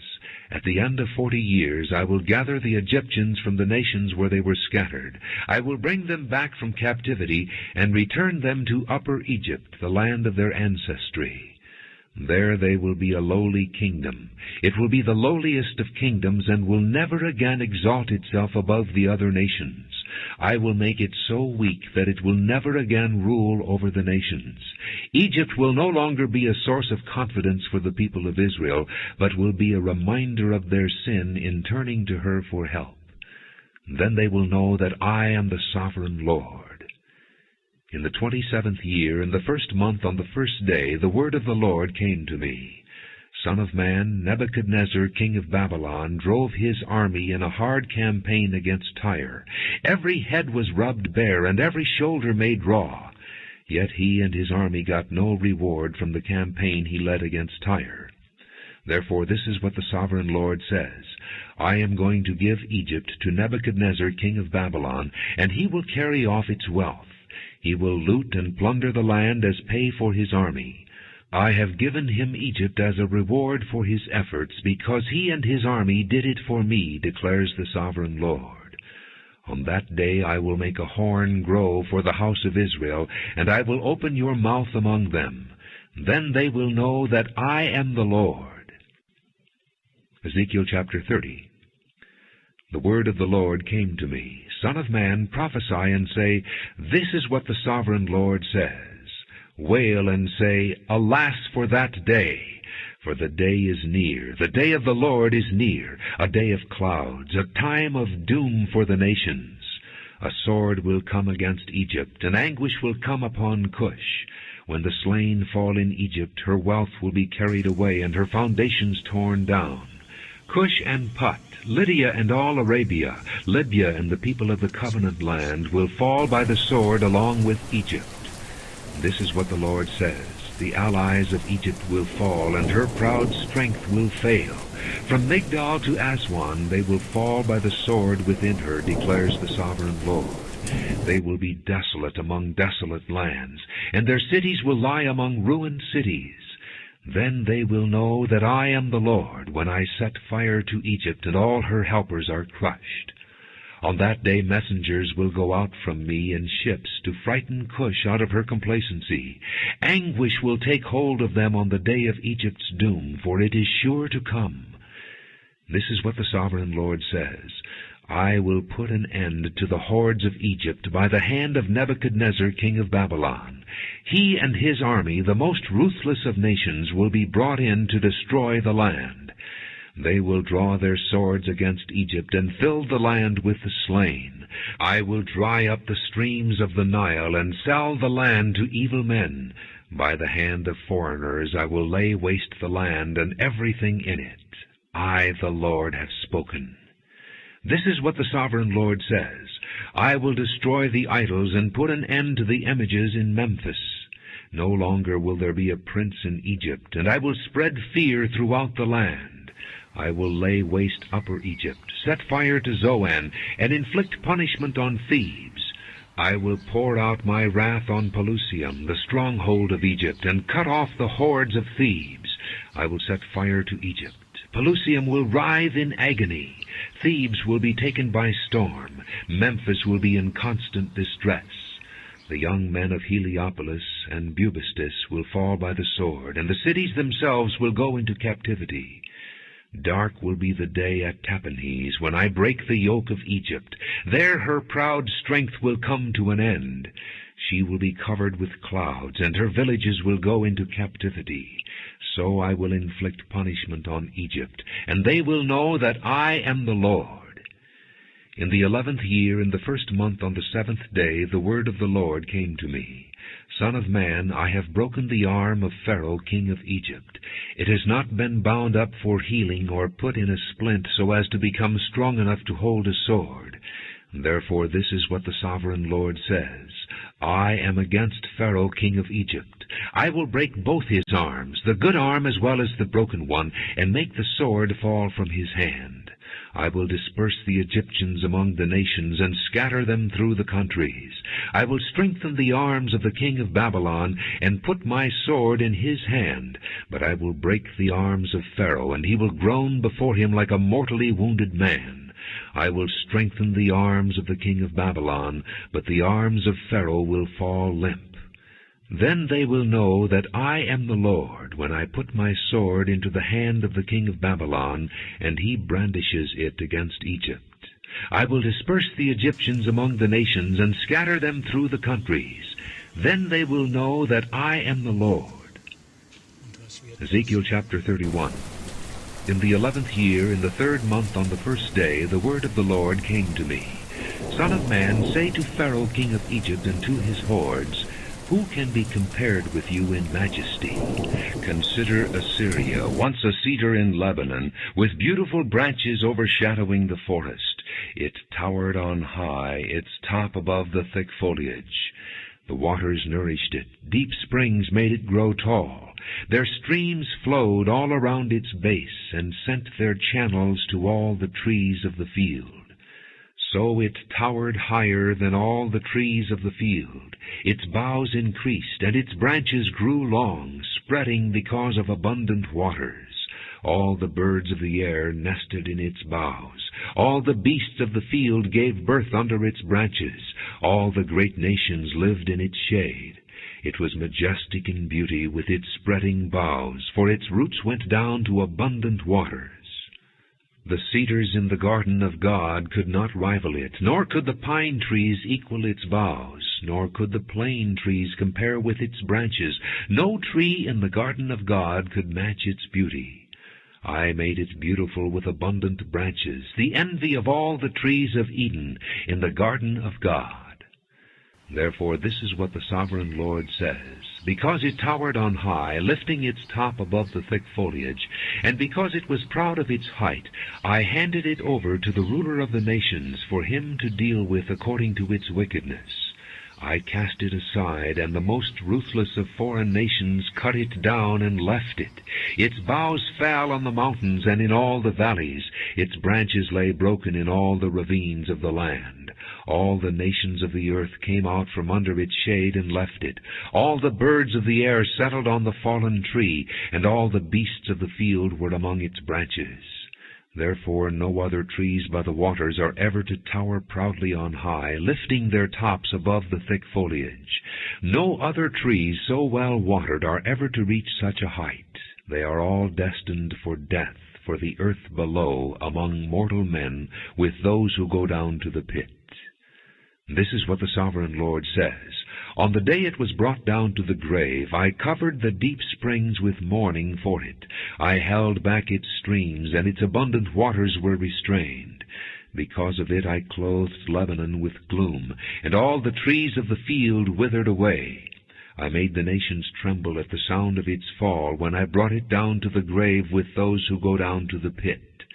Then all the trees of Eden, the choicest and best of Lebanon, all the trees that were well watered, were consoled in the earth below. Those who lived in its shade, its allies among the nations, had also gone down to the grave with it, joining those killed by the sword. Which of the trees of Eden can be compared with you in splendor and majesty? Yet you too will be brought down with the trees of Eden to the earth below. You will lie among the uncircumcised, with those killed by the sword. This is Pharaoh and all his hordes, declares the sovereign Lord. Ezekiel chapter 32. In the 12th year, in the 12th month, on the first day, the word of the Lord came to me. Son of man, take up a lament concerning Pharaoh king of Egypt, and say to him, You are like a lion among the nations. You are like a monster in the seas, thrashing about in your streams, churning the water with your feet, and muddying the streams. And this is what the sovereign Lord says. With a great throng of people I will cast my net over you, and they will haul you up in my net. I will throw you on the land, and hurl you on the open field. I will let all the birds of the air settle on you, and all the beasts of the earth gorge themselves on you. I will spread your flesh on the mountains, and fill the valleys with your remains. I will drench the land with your flowing blood all the way to the mountains, and the ravines will be filled with your flesh.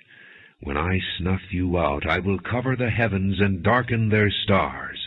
I will cover the sun with a cloud, and the moon will not give its light.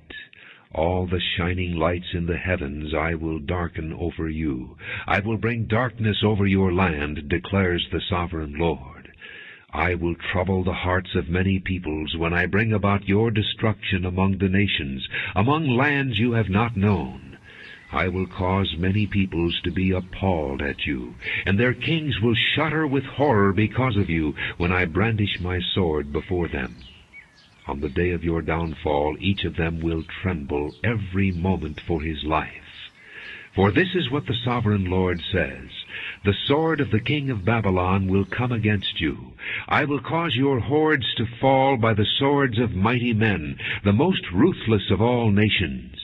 They will shatter the pride of Egypt, and all her hordes will be overthrown. I will destroy all her cattle from beside abundant waters, no longer to be stirred by the foot of man or muddied by the hoofs of cattle. Then I will let her waters settle, and make her streams flow like oil, declares the sovereign Lord. When I make Egypt desolate and strip the land of everything in it, when I strike down all who live there, then they will know that I am the Lord. This is the lament they will chant for her. The daughters of the nations will chant it. For Egypt and all her hordes they will chant it, declares the sovereign Lord. In the 12th year, on the 15th day of the month, the word of the Lord came to me. Son of man, wail for the hordes of Egypt, and consign to the earth below both her and the daughters of mighty nations, with those who go down to the pit. Say to them, Are you more favored than others? Go down and be laid among the uncircumcised. They will fall among those killed by the sword. The sword is drawn. Let her be dragged off with all her hordes. From within the grave the mighty leaders will say of Egypt and her allies, They have come down, and they lie with the uncircumcised, with those killed by the sword. Assyria is there with her whole army. She is surrounded by the graves of all her slain, all who have fallen by the sword. Their graves are in the depths of the pit, and her army lies around her grave. All who had spread terror in the land of the living are slain, fallen by the sword. Elam is there with all her hordes around her grave. All of them are slain, fallen by the sword. All who had spread terror in the land of the living went down uncircumcised to the earth below. They bear their shame with those who go down to the pit. A bed is made for her among the slain, with all her hordes around her grave. All of them are uncircumcised, killed by the sword. Because their terror had spread in the land of the living, they bear their shame with those who go down to the pit. They are laid among the slain. Meshech and Tubal are there, with all their hordes around their graves. All of them are uncircumcised, killed by the sword, because they spread their terror in the land of the living. Do they not lie with the other uncircumcised warriors who have fallen, who went down to the grave with their weapons of war, whose swords were placed under their heads? The punishment for their sins rested on their bones, though the terror of these warriors had stalked through the land of the living. You too, O Pharaoh, will be broken, and will lie among the uncircumcised, with those killed by the sword. Edom is there, her kings and all her princes. Despite their power, they are laid with those killed by the sword.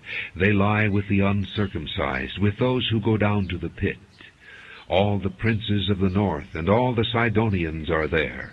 They went down with the slain in disgrace, despite the terror caused by their power. They lie uncircumcised with those killed by the sword, and bear their shame with those who go down to the pit. Pharaoh, he and all his army, will see them, and he will be consoled for all his hordes that were killed by the sword, declares the sovereign Lord. Although I had him spread terror in the land of the living, Pharaoh and all his hordes will be laid among the uncircumcised, with those killed by the sword, declares the sovereign Lord. Ezekiel chapter 33. The word of the Lord came to me, Son of man, speak to your countrymen, and say to them, When I bring the sword against a land, and the people of the land choose one of their men, and make him their watchman, and he sees the sword coming against the land, and blows the trumpet to warn the people, then if anyone hears the trumpet, but does not take warning, and the sword comes and takes his life, his blood will be on his own head. Since he heard the sound of the trumpet, but did not take warning, his blood will be on his own head. If he had taken warning, he would have saved himself. But if the watchman sees the sword coming, and does not blow the trumpet to warn the people, and the sword comes and takes the life of one of them, that man will be taken away because of his sin, but I will hold the watchman accountable for his blood. Son of man, I have made you a watchman for the house of Israel. So hear the word I speak, and give them warning from me. When I say to the wicked, O wicked man, you will surely die, and you do not speak out to dissuade him from his ways, that wicked man will die for his sin, and I will hold you accountable for his blood. But if you do warn the wicked man to turn from his ways, and he does not do so, he will die for his sin, but you will have saved yourself. Son of man, say to the house of Israel, This is what you are saying, Our offenses and sins weigh us down, and we are wasting away because of them. How then can we live? Say to them, As surely as I live, declares the sovereign Lord, I take no pleasure in the death of the wicked, but rather that they turn from their ways and live. Turn from your evil ways. Why will you die, O house of Israel? Therefore, Son of man, say to your countrymen, The righteousness of the righteous man will not save him when he disobeys, and the wickedness of the wicked man will not cause him to fall when he turns from it. The righteous man, if he sins, will not be allowed to live because of his former righteousness. If I tell the righteous man that he will surely live, but then he trusts in his righteousness and does evil, none of the righteous things he has done will be remembered. He will die for the evil he has done. And if I say to the wicked man, You will surely die, but he then turns away from his sin and does what is just and right, if he gives back what he took in pledge for a loan, returns what he has stolen, follows the decrees that give life, and does no evil, he will surely live. He will not die. None of the sins he has committed will be remembered against him. He has done what is just and right. He will surely live. Yet your countrymen say, The way of the Lord is not just, but it is their way that is not just. If a righteous man turns from his righteousness and does evil, he will die for it. And if a wicked man turns away from his wickedness and does what is just and right, he will live by doing so. Yet, O house of Israel, you say, The way of the Lord is not just, but I will judge each of you according to his own ways. In the 12th year of our exile, in the 10th month, on the 5th day, a man who had escaped from Jerusalem came to me and said, The city has fallen. Now the evening before the man arrived, the hand of the Lord was upon me, and he opened my mouth before the man came to me in the morning. So my mouth was opened, and I was no longer silent. Then the word of the Lord came to me, Son of man, the people living in those ruins in the land of Israel are saying, Abraham was only one man, yet he possessed the land. But we are many. Surely the land has been given to us as our possession. Therefore say to them, This is what the sovereign Lord says. Since you eat meat with the blood still in it, and look to your idols and shed blood, should you then possess the land? You rely on your sword. You do detestable things, and each of you defiles his neighbor's wife. Should you then possess the land? Say this to them, This is what the sovereign Lord says. As surely as I live, those who are left in the ruins will fall by the sword. Those out in the country I will give to the wild animals to be devoured, and those in strongholds and caves will die of a plague.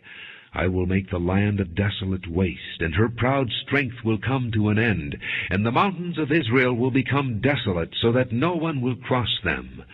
Then they will know that I am the Lord, when I have made the land a desolate waste, because of all the detestable things they have done.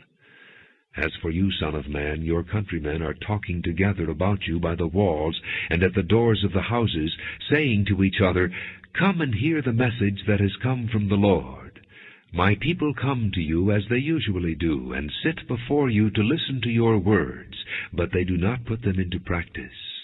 With their mouths they express devotion, but their hearts are greedy for unjust gain. Indeed, to them you are nothing more than one who sings love songs with a beautiful voice and plays an instrument well, for they hear your words, but do not put them into practice.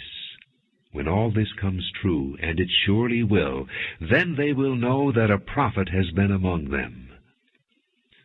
Ezekiel chapter 34. The word of the Lord came to me. Son of man, prophesy against the shepherds of Israel. Prophesy and say to them, This is what the sovereign Lord says. Woe to the shepherds of Israel who only take care of themselves. Should not shepherds take care of the flock? You eat the curds, clothe yourselves with the wool, and slaughter the choice animals, but you do not take care of the flock. You have not strengthened the weak, or healed the sick, or bound up the injured. You have not brought back the strays, or searched for the lost.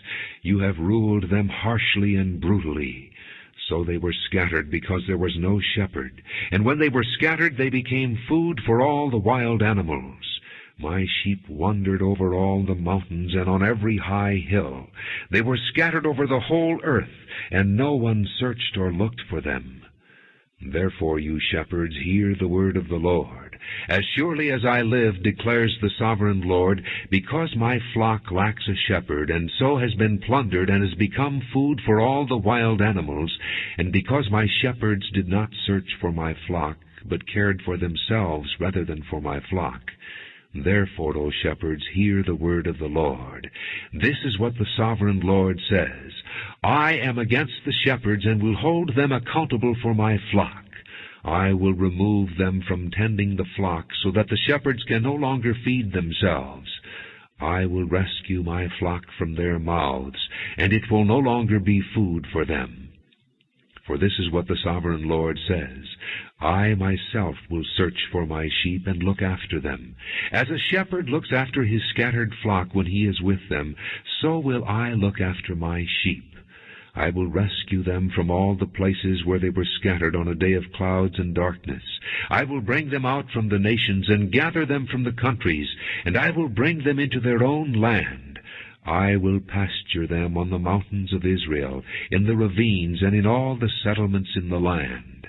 I will tend them in a good pasture, and the mountain heights of Israel will be their grazing land. There they will lie down in good grazing land, and there they will feed in a rich pasture on the mountains of Israel. I myself will tend my sheep and have them lie down, declares the sovereign Lord. I will search for the lost and bring back the strays. I will bind up the injured and strengthen the weak, but the sleek and the strong I will destroy. I will shepherd the flock with justice. As for you, my flock, this is what the sovereign Lord says. I will judge between one sheep and another, and between rams and goats. Is it not enough for you to feed on the good pasture? Must you also trample the rest of your pasture with your feet? Is it not enough for you to drink clear water? Must you also muddy the rest with your feet? Must my flock feed on what you have trampled, and drink what you have muddied with your feet? Therefore this is what the Sovereign Lord says to them. See, I myself will judge between the fat sheep and the lean sheep. Because you shove with flank and shoulder, butting all the weak sheep with your horns until you have driven them away, I will save my flock, and they will no longer be plundered. I will judge between one sheep and another. I will place over them one shepherd, my servant David, and he will tend them. He will tend them and be their shepherd. I, the Lord, will be their God, and my servant David will be prince among them. I, the Lord, have spoken. I will make a covenant of peace with them, and rid the land of wild beasts, so that they may live in the desert and sleep in the forests in safety. I will bless them in the places surrounding my hill. I will send down showers in season. There will be showers of blessing. The trees of the field will yield their fruit, and the ground will yield its crops. The people will be secure in their land. They will know that I am the Lord when I break the bars of their yoke and rescue them from the hands of those who enslaved them. They will no longer be plundered by the nations, nor will wild animals devour them. They will live in safety, and no one will make them afraid. I will provide for them a land renowned for its crops, and they will no longer be victims of famine in the land, or bear the scorn of the nations. Then they will know that I, the Lord their God, am with them, and that they, the house of Israel, are my people, declares the Sovereign Lord. You, my sheep, the sheep of my pasture, are people, and I am your God, declares the Sovereign Lord. Ezekiel chapter 35. The word of the Lord came to me. Son of man, set your face against Mount Seir. Prophesy against it, and say, This is what the Sovereign Lord says. I am against you, Mount Seir, and I will stretch out my hand against you, and make you a desolate waste. I will turn your towns into ruins, and you will be desolate. Then you will know that I am the Lord. Because you harbored an ancient hostility, and delivered the Israelites over to the sword at the time of their calamity, the time their punishment reached its climax. Therefore, as surely as I live, declares the Sovereign Lord, I will give you over to bloodshed, and it will pursue you. Since you did not hate bloodshed, bloodshed will pursue you. I will make Mount Seir a desolate waste, and cut off from it all who come and go. I will fill your mountains with the slain. Those killed by the sword will fall on your hills, and in your valleys, and in all your ravines. I will make you desolate forever. Your towns will not be inhabited. Then you will know that I am the Lord. Because you have said, These two nations and countries will be ours, and we will take possession of them, even though I, the Lord, was there. Therefore, as surely as I live, declares the Sovereign Lord, I will treat you in accordance with the anger and jealousy you showed in your hatred of them, and I will make myself known among them when I judge you. Then you will know that I, the Lord, have heard all the contemptible things you have said against the mountains of Israel. You said, They have been laid waste, and have been given over to us to devour. You boasted against me, and spoke against me without restraint, and I heard it. This is what the Sovereign Lord says, While the whole earth rejoices, I will make you desolate. Because you rejoiced when the inheritance of the house of Israel became desolate, that is how I will treat you. You will be desolate, O Mount Seir, you and all of Edom. Then they will know that I am the Lord. Ezekiel chapter 36. Son of man, prophesy to the mountains of Israel, and say, O mountains of Israel, hear the word of the Lord.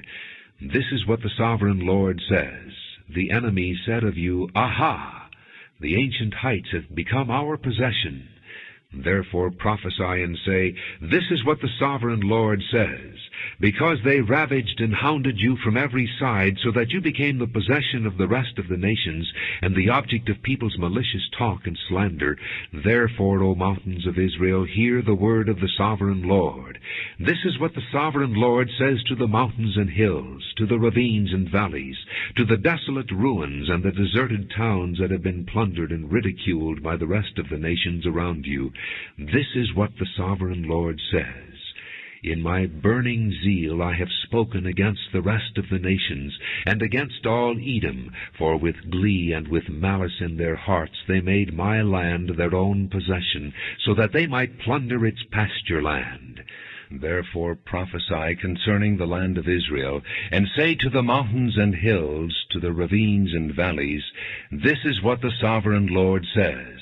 I speak in my jealous wrath, because you have suffered the scorn of the nations. Therefore this is what the sovereign Lord says. I swear with uplifted hand that the nations around you will also suffer scorn. But you, O mountains of Israel, will produce branches and fruit for my people Israel, for they will soon come home. I am concerned for you, and will look on you with favor. You will be plowed and sown, and I will multiply the number of people upon you, even the whole house of Israel. The towns will be inhabited, and the ruins rebuilt. I will increase the number of men and animals upon you, and they will be fruitful and become numerous. I will settle people on you as in the past, and will make you prosper more than before. Then you will know that I am the Lord. I will cause people, my people Israel, to walk upon you. They will possess you, and you will be their inheritance. You will never again deprive them of their children. This is what the sovereign Lord says. Because people say to you, You devour men and deprive your nation of its children, therefore you will no longer devour men or make your nation childless, declares the sovereign Lord. No longer will I make you hear the taunts of the nations, and no longer will you suffer the scorn of the peoples, or cause your nation to fall, declares the sovereign Lord. Again the word of the Lord came to me. Son of man, when the people of Israel were living in their own land, they defiled it by their conduct and their actions. Their conduct was like a woman's monthly uncleanness in my sight. So I poured out my wrath on them, because they had shed blood in the land, and because they had defiled it with their idols. I dispersed them among the nations, and they were scattered through the countries. I judged them according to their conduct and their actions. And wherever they went among the nations, they profaned my holy name. For it was said of them, These are the Lord's people, and yet they had to leave his land. I had concern for my holy name, which the house of Israel profaned among the nations where they had gone. Therefore say to the house of Israel, This is what the sovereign Lord says. It is not for your sake, O house of Israel, that I am going to do these things, but for the sake of my holy name, which you have profaned among the nations where you have gone. I will show the holiness of my great name, which has been profaned among the nations, the name you have profaned among them. Then the nations will know that I am the Lord, declares the sovereign Lord, when I show myself holy through you before their eyes. For I will take you out of the nations. I will gather you from all the countries and bring you back into your own land. I will sprinkle clean water on you, and you will be clean. I will cleanse you from all your impurities and from all your idols. I will give you a new heart, and put a new spirit in you. I will remove from you your heart of stone, and give you a heart of flesh. And I will put my spirit in you, and move you to follow my decrees, and be careful to keep my laws. You will live in the land I gave your forefathers. You will be my people, and I will be your God. I will save you from all your uncleanness. I will call for the grain and make it plentiful, and will not bring famine upon you. I will increase the fruit of the trees and the crops of the field, so that you will no longer suffer disgrace among the nations because of famine. Then you will remember your evil ways and wicked deeds, and you will loathe yourselves for your sins and detestable practices. I want you to know that I am not doing this for your sake, declares the sovereign Lord. Be ashamed and disgraced for your conduct, O house of Israel. This is what the sovereign Lord says. On the day I cleanse you from all your sins, I will resettle your towns, and the ruins will be rebuilt. The desolate land will be cultivated instead of lying desolate in the sight of all who pass through it. They will say, This land that was laid waste has become like the Garden of Eden. The cities that were lying in ruins, desolate and destroyed, are now fortified and inhabited. Then the nations around you that remain will know that I, the Lord, have rebuilt what was destroyed, and have replanted what was desolate. I, the Lord, have spoken, and I will do it. This is what the sovereign Lord says. Once again I will yield to the plea of the house of Israel, and do this for them. I will make their people as numerous as sheep, as numerous as the flocks for offerings at Jerusalem during her appointed feasts. So will the ruined cities be filled with flocks of people. Then they will know that I am the Lord. Ezekiel chapter 37. The hand of the Lord was upon me, and he brought me out by the Spirit of the Lord, and set me in the middle of a valley. It was full of bones. He led me back and forth among them, and I saw a great many bones on the floor of the valley, bones that were very dry. He asked me, Son of man, can these bones live? I said, O sovereign Lord, you alone know.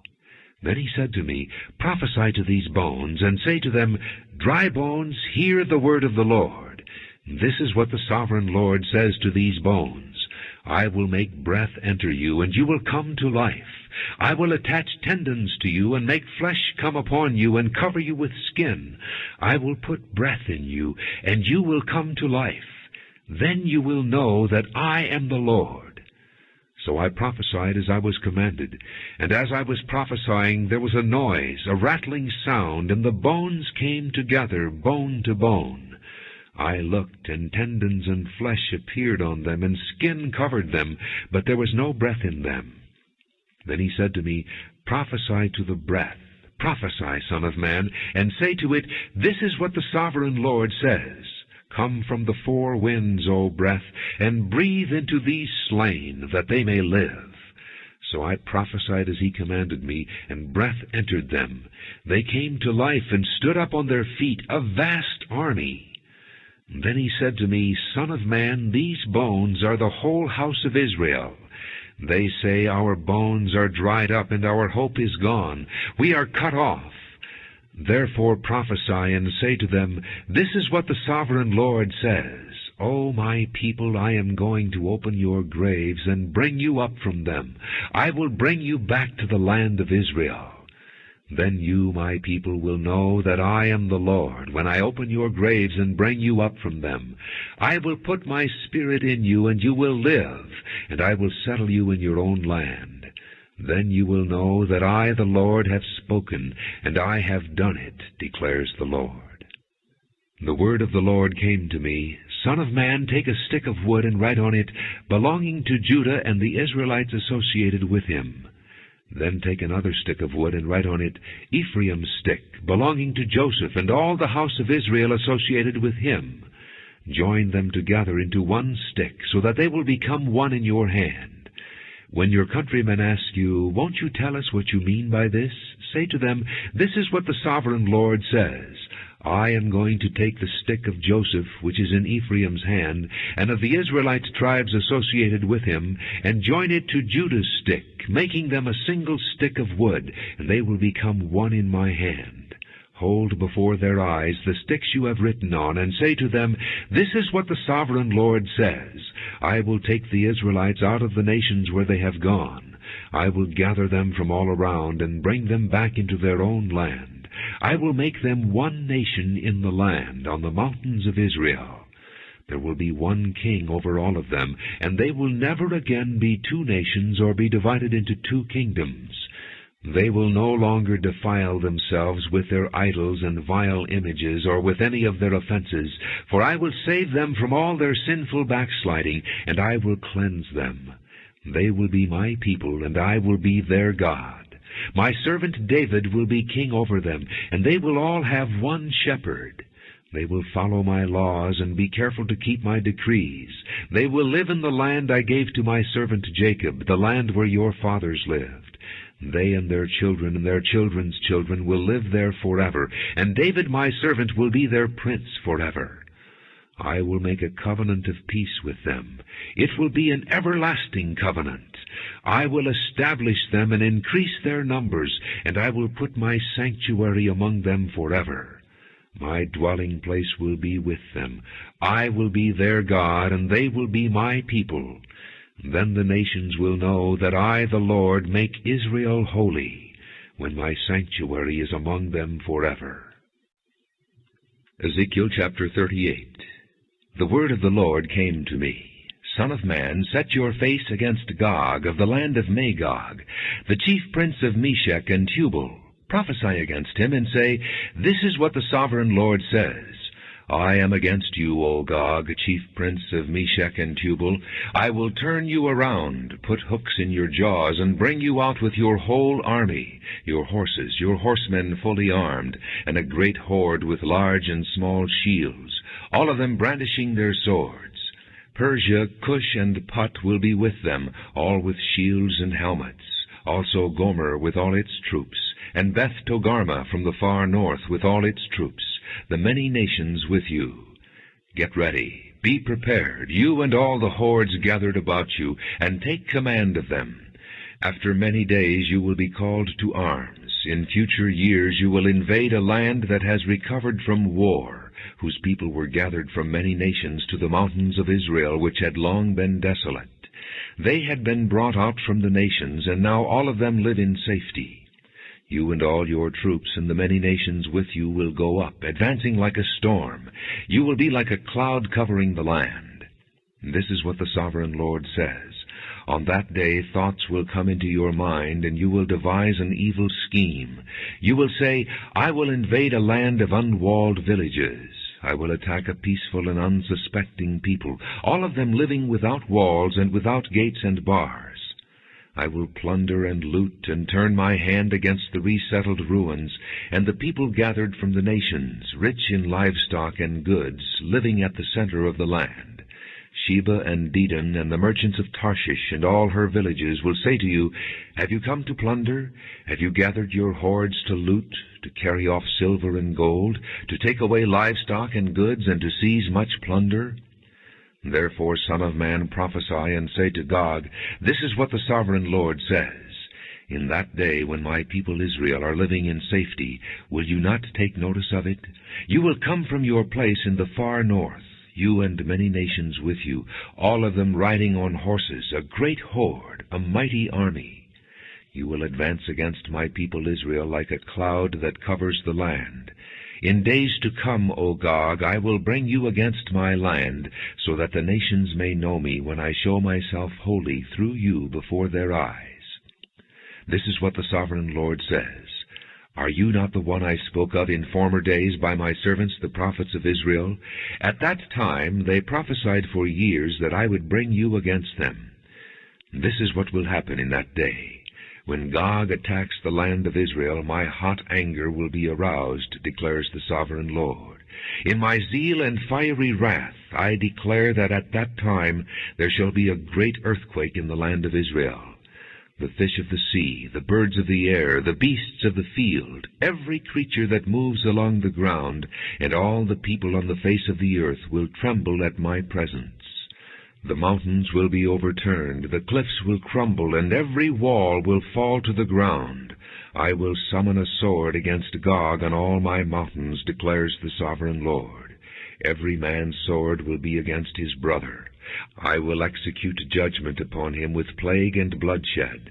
I will pour down torrents of rain, hailstones, and burning sulfur on him and on his troops and on the many nations with him.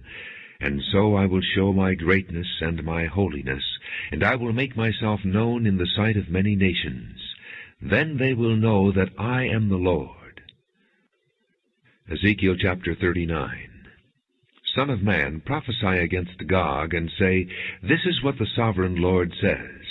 I am against you, O Gog, chief prince of Meshech and Tubal. I will turn you around and drag you along. I will bring you from the far north and send you against the mountains of Israel. Then I will strike your bow from your left hand and make your arrows drop from your right hand. On the mountains of Israel you will fall, you and all your troops and the nations with you. I will give you as food to all kinds of carrion birds and to the wild animals. You will fall in the open field, for I have spoken, declares the sovereign Lord. I will send fire on Magog, and on those who live in safety in the coastlands, and they will know that I am the Lord. I will make known my holy name among my people Israel. I will no longer let my holy name be profaned, and the nations will know that I, the Lord, am the Holy One in Israel. It is coming. It will surely take place, declares the sovereign Lord. This is the day I have spoken of. Then those who live in the towns of Israel will go out and use the weapons for fuel, and burn them up, the small and large shields, the bows and arrows, the war clubs and spears. For 7 years they will use them for fuel. They will not need to gather wood from the fields or cut it from the forests, because they will use the weapons for fuel. And they will plunder those who plundered them, and loot those who looted them, declares the sovereign Lord. On that day I will give Gog a burial place in Israel, in the valley of those who travel east toward the sea. It will block the way of travelers, because Gog and all his hordes will be buried there. So it will be called the Valley of Hamon-Gog. For 7 months the house of Israel will be burying them in order to cleanse the land. All the people of the land will bury them, and the day I am glorified will be a memorable day for them, declares the sovereign Lord. Men will be regularly employed to cleanse the land. Some will go throughout the land, and in addition to them, others will bury those that remain on the ground. At the end of the 7 months they will begin their search. As they go through the land, and one of them sees a human bone, he will set up a marker beside it until the grave-diggers have buried it in the valley of Hamon-Gog.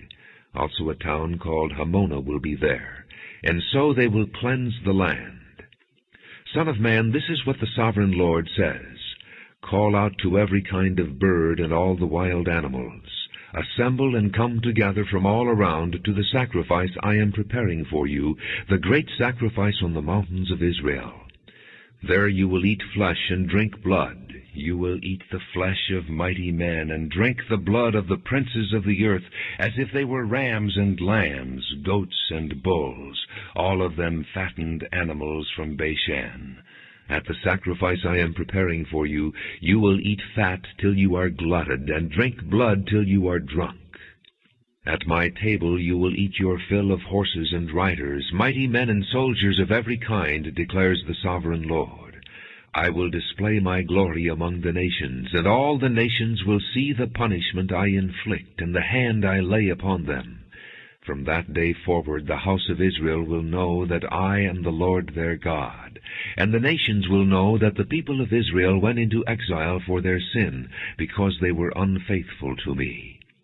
So I hid my face from them, and handed them over to their enemies, and they all fell by the sword. I dealt with them according to their uncleanness and their offenses, and I hid my face from them. Therefore this is what the sovereign Lord says. I will now bring Jacob back from captivity, and will have compassion on all the people of Israel, and I will be zealous for my holy name. They will forget their shame and all the unfaithfulness they showed toward me when they lived in safety in their land with no one to make them afraid.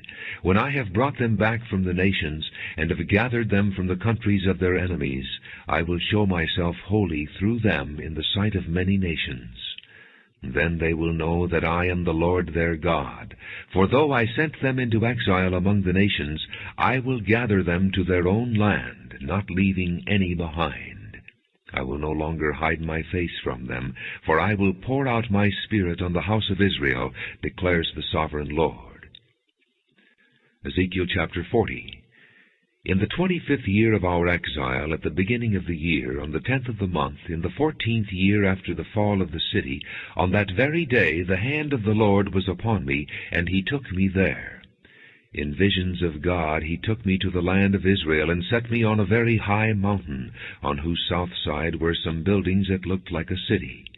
He took me there, and I saw a man whose appearance was like bronze. He was standing in the gateway with a linen cord and a measuring rod in his hand. The man said to me, Son of man, look with your eyes and hear with your ears, and pay attention to everything I am going to show you, for that is why you have been brought here. Tell the house of Israel everything you see. I saw a wall completely surrounding the temple area. The length of the measuring rod in the man's hand was 6 long cubits, each of which was a cubit and a handbreadth. He measured the wall. It was 1 measuring rod thick and 1 rod high. Then he went to the gate facing east. He climbed its steps and measured the threshold of the gate. It was 1 rod deep. The alcoves for the guards were 1 rod long and 1 rod wide, and the projecting walls between the alcoves were 5 cubits thick. And the threshold of the gate next to the portico facing the temple was 1 rod deep. Then he measured the portico of the gateway. It was 8 cubits deep, and its jambs were 2 cubits thick. The portico of the gateway faced the temple. Inside the east gate were 3 alcoves on each side. The 3 had the same measurements, and the faces of the projecting walls on each side had the same measurements. Then he measured the width of the entrance to the gateway. It was 10 cubits, and its length was 13 cubits. In front of each alcove was a wall 1 cubit high, and the alcoves were 6 cubits square. And then he measured the gateway from the top of the rear wall of 1 alcove to the top of the opposite one.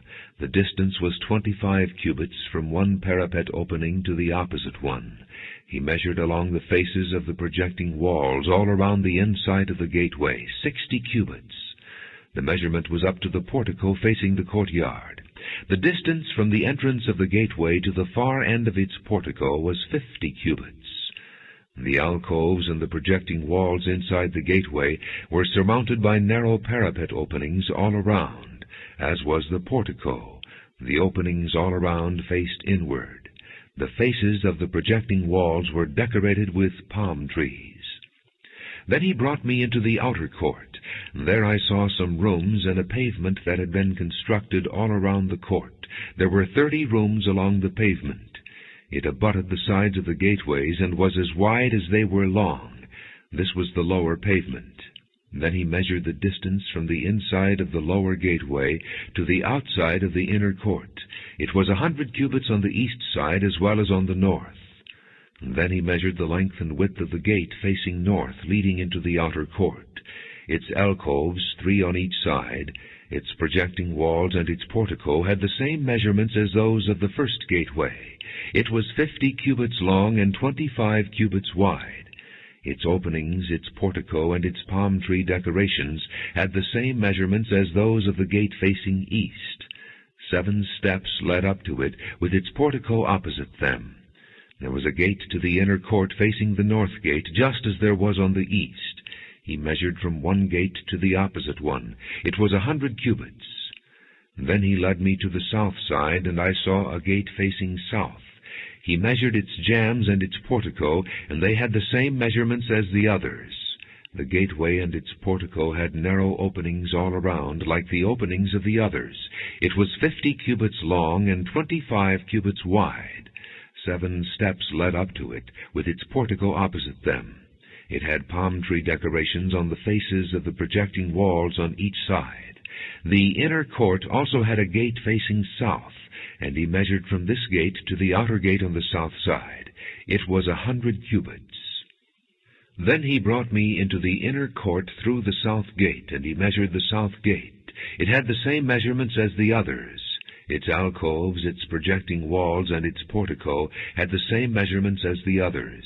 The gateway and its portico had openings all around. It was 50 cubits long and 25 cubits wide.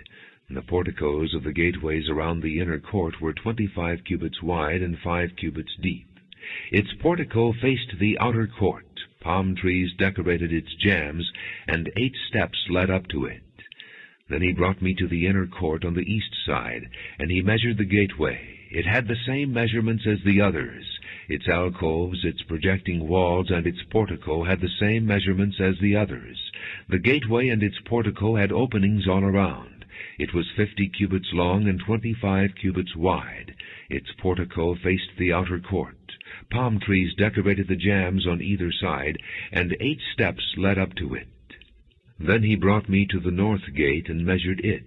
It had the same measurements as the others, as did its alcoves, its projecting walls, and its portico, and it had openings all around. It was 50 cubits long and 25 cubits wide. Its portico faced the outer court. Palm trees decorated the jambs on either side, and 8 steps led up to it. A room with a doorway was by the portico in each of the inner gateways, where the burnt offerings were washed. In the portico of the gateway were 2 tables on each side, on which the burnt offerings, sin offerings, and guilt offerings were slaughtered. By the outside wall of the portico of the gateway, near the steps at the entrance to the north gateway, were 2 tables, and on the other side of the steps were 2 tables. So there were 4 tables on one side of the gateway and 4 on the other, 8 tables in all, on which the sacrifices were slaughtered. There were also 4 tables of dressed stone for the burnt offerings, each a cubit and a half long, a cubit and a half wide, and a cubit high. On them were placed the utensils for slaughtering the burnt offerings and the other sacrifices. And double-pronged hooks, each a handbreadth long, were attached to the wall all around. The tables were for the flesh of the offerings. Outside the inner gate, within the inner court, were 2 rooms, one at the side of the north gate and facing south, and another at the side of the south gate and facing north. He said to me, "The room facing south is for the priests who have charge of the temple, and the room facing north is for the priests who have charge of the altar. These are the sons of Zadok, who are the only Levites who may draw near to the Lord to minister before him." Then he measured the court. It was square, 100 cubits long and 100 cubits wide, and the altar was in front of the temple. He brought me to the portico of the temple and measured the jambs of the portico. They were 5 cubits wide on either side. The width of the entrance was 14 cubits, and its projecting walls were 3 cubits wide on either side. The portico was 20 cubits wide and 12 cubits from front to back. It was reached by a flight of stairs, and there were pillars on each side of the jambs. Ezekiel chapter 41. Then the man brought me to the outer sanctuary and measured the jambs. The width of the jambs was 6 cubits on each side. The entrance was 10 cubits wide, and the projecting walls on each side of it were 5 cubits wide. He also measured the outer sanctuary. It was 40 cubits long and 20 cubits wide. Then he went into the inner sanctuary and measured the jambs of the entrance. Each was 2 cubits wide. The entrance was 6 cubits wide, and the projecting walls on each side of it were 7 cubits wide. And he measured the length of the inner sanctuary. It was 20 cubits, and its width was 20 cubits across the end of the outer sanctuary. He said to me, "This is the most holy place." Then he measured the wall of the temple. It was 6 cubits thick, and each side room around the temple was 4 cubits wide. The side rooms were on 3 levels, one above the other, 30 on each level. There were ledges all around the wall of the temple to serve as supports for the side rooms, so that the supports were not inserted into the wall of the temple. The side rooms all around the temple were wider at each successive level. The structure surrounding the temple was built in ascending stages, so that the rooms widened as one went upward. A stairway went up from the lowest floor to the top floor through the middle floor. I saw that the temple had a raised base all around it, forming the foundation of the side rooms. It was the length of the rod, 6 long cubits. The outer wall of the side rooms was 5 cubits thick. The open area between the side rooms of the temple and the priest's rooms was 20 cubits wide all around the temple. There were entrances to the side rooms from the open area, one on the north and another on the south, and the base adjoining the open area was 5 cubits wide all around. The building facing the temple courtyard on the west side was 70 cubits wide. The wall of the building was 5 cubits thick all around, and its length was 90 cubits. Then he measured the temple. It was 100 cubits long, and the temple courtyard and the building with its walls were also 100 cubits long. The width of the temple courtyard on the east, including the front of the temple, was 100 cubits. Then he measured the length of the building facing the courtyard at the rear of the temple, including its galleries on each side. It was 100 cubits. The outer sanctuary, the inner sanctuary, and the portico facing the court, as well as the thresholds and the narrow windows and galleries around the 3 of them, everything beyond and including the threshold was covered with wood. The floor, the wall up to the windows, and the windows were covered.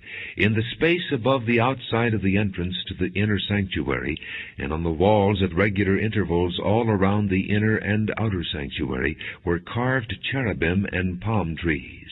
Palm trees alternated with cherubim. Each cherub had two faces, the face of a man toward the palm tree on one side, and the face of a lion toward the palm tree on the other. They were carved all around the whole temple. From the floor to the area above the entrance, cherubim and palm trees were carved on the wall of the outer sanctuary. The outer sanctuary had a rectangular door frame, and the one at the front of the most holy place was similar. There was a wooden altar 3 cubits high and 2 cubits square. Its corners, its base, and its sides were of wood. The man said to me, "This is the table that is before the Lord." Both the outer sanctuary and the most holy place had double doors. Each door had 2 leaves, 2 hinged leaves for each door. And on the doors of the outer sanctuary were carved cherubim and palm trees like those carved on the walls, and there was a wooden overhang on the front of the portico. On the side walls of the portico were narrow windows with palm trees carved on each side. The side rooms of the temple also had overhangs. Ezekiel chapter 42. Then the man led me northward into the outer court, and brought me to the rooms opposite the temple courtyard, and opposite the outer wall on the north side. The building whose door faced north was 100 cubits long and 50 cubits wide. Both in the section 20 cubits from the inner court, and in the section opposite the pavement of the outer court, gallery faced gallery at the 3 levels.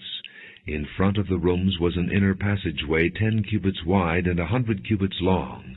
Their doors were on the north. Now the upper rooms were narrower, for the galleries took more space from them than from the rooms on the lower and middle floors of the building. The rooms on the 3rd floor had no pillars, as the courts had, so they were smaller in floor space than those on the lower and middle floors. There was an outer wall parallel to the rooms and the outer court. It extended in front of the rooms for 50 cubits. While the row of rooms on the side next to the outer court was 50 cubits long, the row on the side nearest the sanctuary was 100 cubits long. The lower rooms had an entrance on the east side as one enters them from the outer court. On the south side, along the length of the wall of the outer court, adjoining the temple courtyard and opposite the outer wall, were rooms with a passageway in front of them. These were like the rooms on the north. They had the same length and width, with similar exits and dimensions. Similar to the doorways on the north were the doorways of the rooms on the south. There was a doorway at the beginning of the passageway that was parallel to the corresponding wall extending eastward, by which one enters the rooms. Then he said to me, "The north and south rooms facing the temple courtyard are the priests' rooms, where the priests who approach the Lord will eat the most holy offerings. There they will put the most holy offerings, the grain offerings, the sin offerings, and the guilt offerings, for the place is holy. Once the priests enter the holy precincts, they are not to go into the outer court until they leave behind the garments in which they minister, for these are holy. They are to put on other clothes before they go near the places that are for the people." When he had finished measuring what was inside the temple area, he led me out by the east gate and measured the area all around. He measured the east side with the measuring rod. It was 500 cubits. He measured the north side. It was 500 cubits by the measuring rod. He measured the south side. It was 500 cubits by the measuring rod. Then he turned to the west side and measured. It was 500 cubits by the measuring rod. So he measured the area on all 4 sides. It had a wall around it, 500 cubits long and 500 cubits wide, to separate the holy from the common. Ezekiel chapter 43. Then the man brought me to the gate facing east, and I saw the glory of the God of Israel coming from the east. His voice was like the roar of rushing waters, and the land was radiant with his glory. The vision I saw was like the vision I had seen when he came to destroy the city, and like the visions I had seen by the Chebar River, and I fell face down. The glory of the Lord entered the temple through the gate facing east. Then the Spirit lifted me up and brought me into the inner court, and the glory of the Lord filled the temple. While the man was standing beside me, I heard someone speaking to me from inside the temple. He said, "Son of man, this is the place of my throne, and the place for the soles of my feet. This is where I will live among the Israelites forever. The house of Israel will never again defile my holy name, neither they nor their kings, by their prostitution and the lifeless idols of their kings at their high places. When they placed their threshold next to my threshold, and their doorposts beside my doorposts, with only a wall between me and them, they defiled my holy name by their detestable practices. So I destroyed them in my anger. Now let them put away from me their prostitution and the lifeless idols of their kings, and I will live among them forever. Son of man, describe the temple to the people of Israel, that they may be ashamed of their sins. Let them consider the plan, and if they are ashamed of all they have done, make known to them the design of the temple, its arrangement, its exits and entrances, its whole design and all its regulations and laws. Write these down before them, so that they may be faithful to its design and follow all its regulations. This is the law of the temple. All the surrounding area on top of the mountain will be most holy. Such is the law of the temple.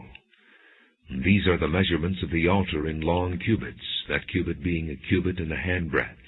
Its gutter is a cubit deep and a cubit wide, with a rim of 1 span around the edge. And this is the height of the altar. From the gutter on the ground up to the lower edge it is 2 cubits high and a cubit wide. And from the smaller ledge up to the larger ledge it is 4 cubits high and a cubit wide. The altar hearth is 4 cubits high, and 4 horns project upward from the hearth. The altar hearth is square, 12 cubits long and 12 cubits wide. The upper ledge also is square, 14 cubits long and 14 cubits wide, with a rim of half a cubit and a gutter of a cubit all around. The steps of the altar face east. Then he said to me, Son of man, this is what the sovereign Lord says. These will be the regulations for sacrificing burnt offerings and sprinkling blood upon the altar when it is built. You are to give a young bull as a sin offering to the priests, who are Levites of the family of Zadok, who come near to minister before me, declares the sovereign Lord. You are to take some of its blood and put it on the 4 horns of the altar, and on the 4 corners of the upper ledge, and all around the rim, and so purify the altar and make atonement for it. You are to take the bull for the sin offering and burn it in the designated part of the temple area outside the sanctuary. On the 2nd day you are to offer a male goat without defect for a sin offering, and the altar is to be purified as it was purified with the bull. When you have finished purifying it, you are to offer a young bull and a ram from the flock, both without defect. You are to offer them before the Lord, and the priests are to sprinkle salt on them and sacrifice them as a burnt offering to the Lord. For 7 days you are to provide a male goat daily for a sin offering. You are also to provide a young bull and a ram from the flock, both without defect. For 7 days they are to make atonement for the altar and cleanse it, and thus they will dedicate it. At the end of these days, from the 8th day on, the priests are to present your burnt offerings and fellowship offerings on the altar. Then I will accept you, declares the sovereign Lord. Ezekiel chapter 44. Then the man brought me back to the outer gate of the sanctuary, the one facing east, and it was shut. The Lord said to me, This gate is to remain shut. It must not be opened. No one may enter through it. It is to remain shut because the Lord, the God of Israel, has entered through it. The prince himself is the only one who may sit inside the gateway to eat in the presence of the Lord. He is to enter by way of the portico of the gateway and go out the same way. Then the man brought me by way of the north gate to the front of the temple. I looked and saw the glory of the Lord filling the temple of the Lord, and I fell face down. The Lord said to me, Son of man, look carefully, listen closely, and give attention to everything I tell you concerning all the regulations regarding the temple of the Lord. Give attention to the entrance of the temple and all the exits of the sanctuary. Say to the rebellious house of Israel, This is what the sovereign Lord says. Enough of your detestable practices, O house of Israel. In addition to all your other detestable practices, you brought foreigners uncircumcised in heart and flesh into my sanctuary, desecrating my temple while you offered me food, fat, and blood, and you broke my covenant. Instead of carrying out your duty in regard to my holy things, you put others in charge of my sanctuary. This is what the sovereign Lord says. No foreigner uncircumcised in heart and flesh is to enter my sanctuary, not even the foreigners who live among the Israelites. The Levites who went far from me when Israel went astray, and who wandered from me after their idols, must bear the consequences of their sin. They may serve in my sanctuary, having charge of the gates of the temple and serving in it. They may slaughter the burnt offerings and sacrifices for the people, and stand before the people and serve them. But because they served them in the presence of their idols, and made the house of Israel fall into sin, therefore I have sworn with uplifted hand that they must bear the consequences of their sin, declares the sovereign Lord. They are not to come near to serve me as priests, or come near any of my holy things, or my most holy offerings. They must bear the shame of their detestable practices. Yet I will put them in charge of the duties of the temple, and all the work that is to be done in it. But the priests, who are Levites and descendants of Zadok, and who carefully carried out the duties of my sanctuary when the Israelites went astray from me, are to come near to minister before me. They are to stand before me to offer sacrifices of fat and blood, declares the sovereign Lord. They alone are to enter my sanctuary. They alone are to come near my table to minister before me and perform my service. When they enter the gates of the inner court, they are to wear linen clothes. They must not wear any woolen garment while ministering at the gates of the inner court or inside the temple. They are to wear linen turbans on their heads and linen undergarments around their waists. They must not wear anything that makes them perspire. When they go out into the outer court where the people are, they are to take off the clothes they have been ministering in, and are to leave them in the sacred rooms and put on other clothes, so that they do not consecrate the people by means of their garments. They must not shave their heads or let their hair grow long, but they are to keep the hair of their heads trimmed. No priest is to drink wine when he enters the inner court. They must not marry widows or divorced women. They may marry only virgins of Israelite descent or widows of priests.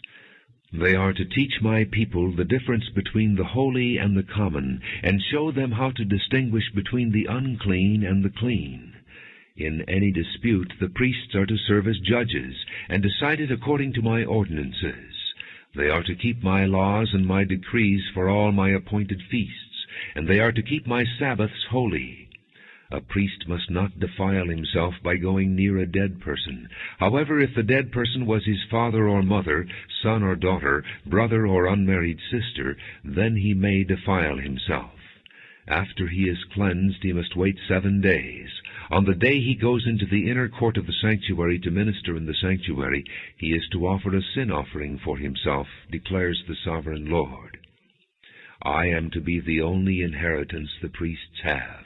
You are to give them no possession in Israel. I will be their possession. They will eat the grain offerings, the sin offerings, and the guilt offerings, and everything in Israel devoted to the Lord will belong to them. The best of all the first fruits and of all your special gifts will belong to the priests. You are to give them the first portion of your ground meal, so that a blessing may rest on your household. The priests must not eat anything, bird or animal, found dead or torn by wild animals. Ezekiel chapter 45. When you allot the land as an inheritance, you are to present to the Lord a portion of the land as a sacred district, 25,000 cubits long and 20,000 cubits wide. The entire area will be holy. Of this, a section 500 cubits square is to be for the sanctuary, with 50 cubits around it for open land. In the sacred district, measure off a section 25,000 cubits long and 10,000 cubits wide. In it will be the sanctuary, the most holy place. It will be the sacred portion of the land for the priests, who minister in the sanctuary, and who draw near to minister before the Lord. It will be a place for their houses, as well as a holy place for the sanctuary. An area 25,000 cubits long and 10,000 cubits wide will belong to the Levites who serve in the temple as their possession for towns to live in. You are to give the city as its property an area 5,000 cubits wide and 25,000 cubits long, adjoining the sacred portion. It will belong to the whole house of Israel. The prince will have the land bordering each side of the area formed by the sacred district and the property of the city. It will extend westward from the west side and eastward from the east side, running lengthwise from the western to the eastern border, parallel to one of the tribal portions. This land will be his possession in Israel, and my princes will no longer oppress my people, but will allow the house of Israel to possess the land according to their tribes. This is what the sovereign Lord says. You have gone far enough, O princes of Israel. Give up your violence and oppression, and do what is just and right. Stop dispossessing my people, declares the sovereign Lord. You are to use accurate scales, an accurate ephah, and an accurate bath. The ephah and the bath are to be the same size, the bath containing 1/10 of a homer, and the ephah 1/10 of a homer. The homer is to be the standard measure for both. The shekel is to consist of 20 gerahs, 20 shekels plus 25 shekels plus 15 shekels equal 1 mina.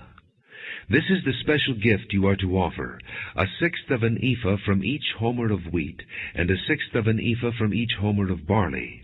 The prescribed portion of oil measured by the bath is 1/10 of a bath from each core, which consists of 10 baths or 1 homer, for 10 baths are equivalent to a homer.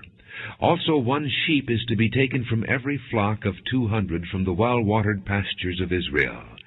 These will be used for the grain offerings, burnt offerings, and fellowship offerings, to make atonement for the people, declares the sovereign Lord.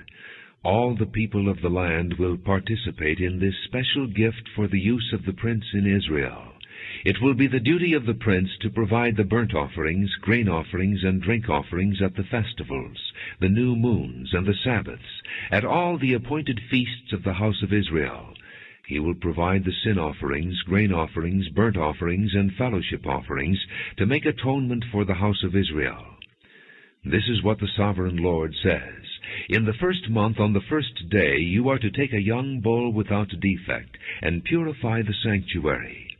The priest is to take some of the blood of the sin offering, and put it on the doorposts of the temple, on the 4 corners of the upper ledge of the altar, and on the gateposts of the inner court. You are to do the same on the 7th day of the month, for anyone who sins unintentionally or through ignorance. So you are to make atonement for the temple. In the first month, on the 14th day, you are to observe the Passover, a feast lasting 7 days, during which you shall eat bread made without yeast.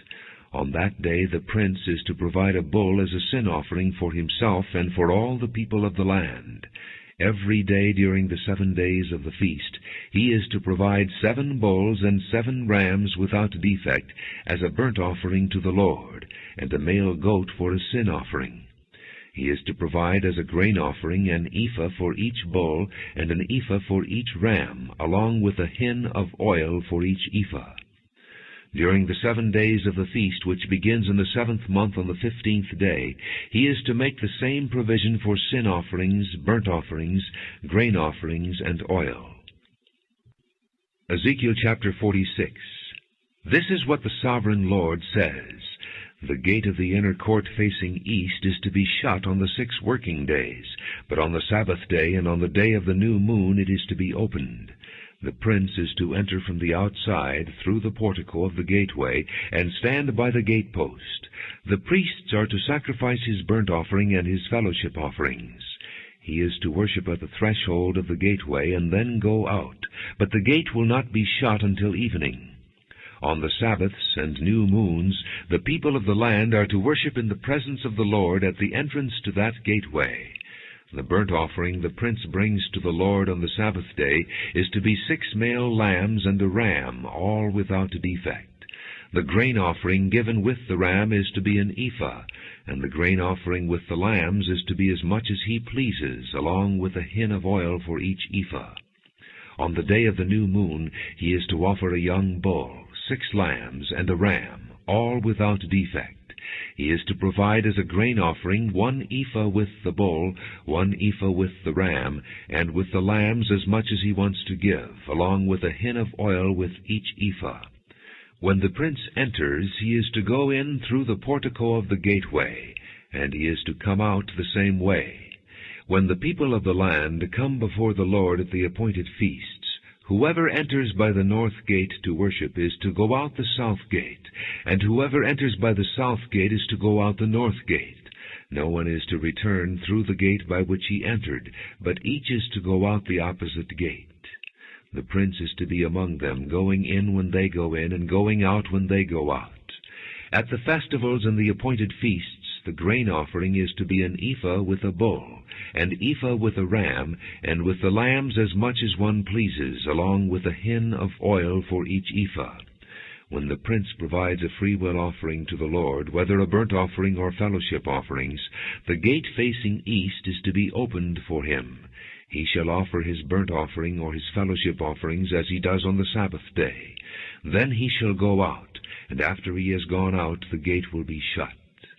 Every day you are to provide a year-old lamb without defect for a burnt offering to the Lord. Morning by morning you shall provide it. You are also to provide with it morning by morning a grain offering, consisting of 1/6 of an ephah with 1/3 of a hin of oil to moisten the flour. The presenting of this grain offering to the Lord is a lasting ordinance. So the lamb and the grain offering and the oil shall be provided morning by morning for a regular burnt offering. This is what the sovereign Lord says. If the prince makes a gift from his inheritance to one of his sons, it will also belong to his descendants. It is to be their property by inheritance. If, however, he makes a gift from his inheritance to one of his servants, the servant may keep it until the year of freedom. Then it will revert to the prince. His inheritance belongs to his sons only. It is theirs. The prince must not take any of the inheritance of the people, driving them off their property. He is to give his sons their inheritance out of his own property, so that none of my people will be separated from his property. Then the man brought me through the entrance at the side of the gate to the sacred rooms facing north, which belonged to the priests, and showed me a place at the western end. He said to me, "This is the place where the priests will cook the guilt offering and the sin offering, and bake the grain offering, to avoid bringing them into the outer court and consecrating the people." He then brought me to the outer court, and led me around to its 4 corners, and I saw in each corner another court. In the 4 corners of the outer court were enclosed courts, 40 cubits long and 30 cubits wide. Each of the courts in the 4 corners was the same size. Around the inside of each of the 4 courts was a ledge of stone, with places for fire built all around under the ledge. He said to me, "These are the kitchens where those who minister at the temple will cook the sacrifices of the people." Ezekiel chapter 47. The man brought me back to the entrance of the temple, and I saw water coming out from under the threshold of the temple toward the east, for the temple faced east. The water was coming down from under the south side of the temple, south of the altar. He then brought me out through the north gate, and led me around the outside to the outer gate facing east, and the water was flowing from the south side. As the man went eastward with a measuring line in his hand, he measured off 1,000 cubits, and then led me through water that was ankle deep. He measured off another 1,000 cubits, and led me through water that was knee deep.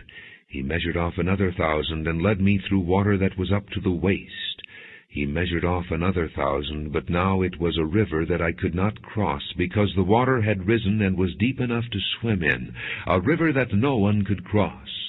He asked me, "Son of man, do you see this?" Then he led me back to the bank of the river. When I arrived there, I saw a great number of trees on each side of the river. He said to me, "This water flows toward the eastern region and goes down into the Arabah, where it enters the sea. When it empties into the sea, the water there becomes fresh. Swarms of living creatures will live wherever the river flows. There will be large numbers of fish, because this water flows there and makes the salt water fresh.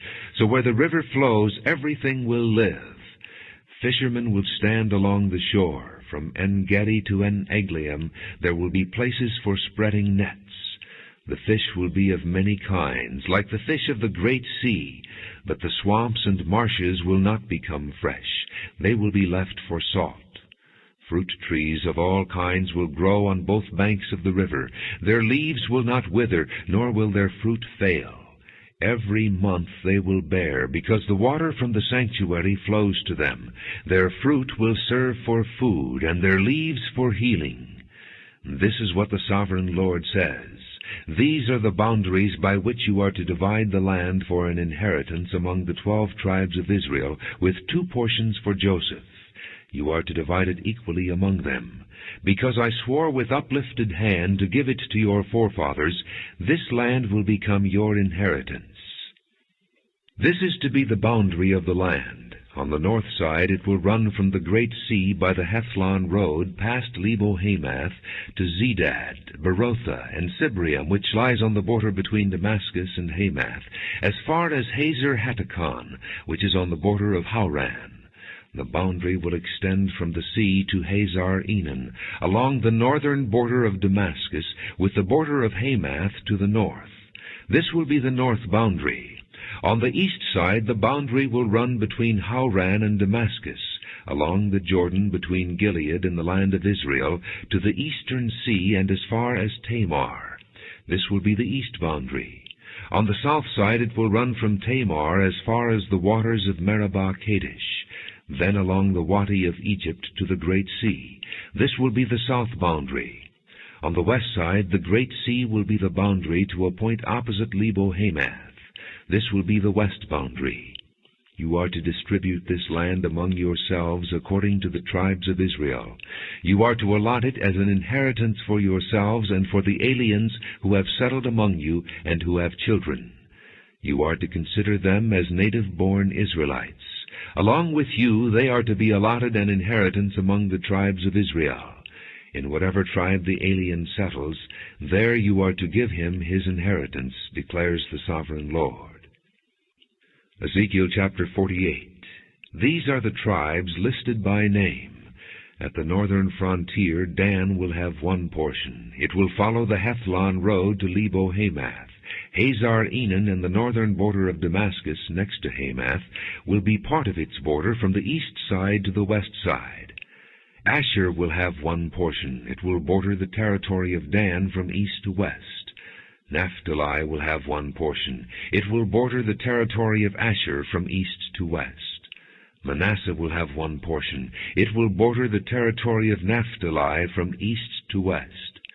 Ephraim will have 1 portion. It will border the territory of Manasseh from east to west. Reuben will have 1 portion. It will border the territory of Ephraim from east to west. Judah will have 1 portion. It will border the territory of Reuben from east to west. Bordering the territory of Judah from east to west will be the portion you are to present as a special gift. It will be 25,000 cubits wide, and its length from east to west will equal 1 of the tribal portions. The sanctuary will be in the center of it. The special portion you are to offer to the Lord will be 25,000 cubits long and 10,000 cubits wide. This will be the sacred portion for the priests. It will be 25,000 cubits long on the north side, 10,000 cubits wide on the west side, 10,000 cubits wide on the east side, and 25,000 cubits long on the south side. In the center of it will be the sanctuary of the Lord. This will be for the consecrated priests, the Zadokites, who were faithful in serving me and did not go astray as the Levites did when the Israelites went astray. It will be a special gift to them from the sacred portion of the land, a most holy portion bordering the territory of the Levites. Alongside the territory of the priests, the Levites will have an allotment 25,000 cubits long and 10,000 cubits wide. Its total length will be 25,000 cubits, and its width 10,000 cubits. They must not sell or exchange any of it. This is the best of the land, and must not pass into other hands, because it is holy to the Lord. The remaining area, 5,000 cubits wide and 25,000 cubits long, will be for the common use of the city, for houses and for pasture land. The city will be in the center of it, and will have these measurements: the north side 4,500 cubits, the south side 4,500 cubits, the east side 4,500 cubits, and the west side 4,500 cubits. The pasture land for the city will be 250 cubits on the north, 250 cubits on the south, 250 cubits on the east, and 250 cubits on the west.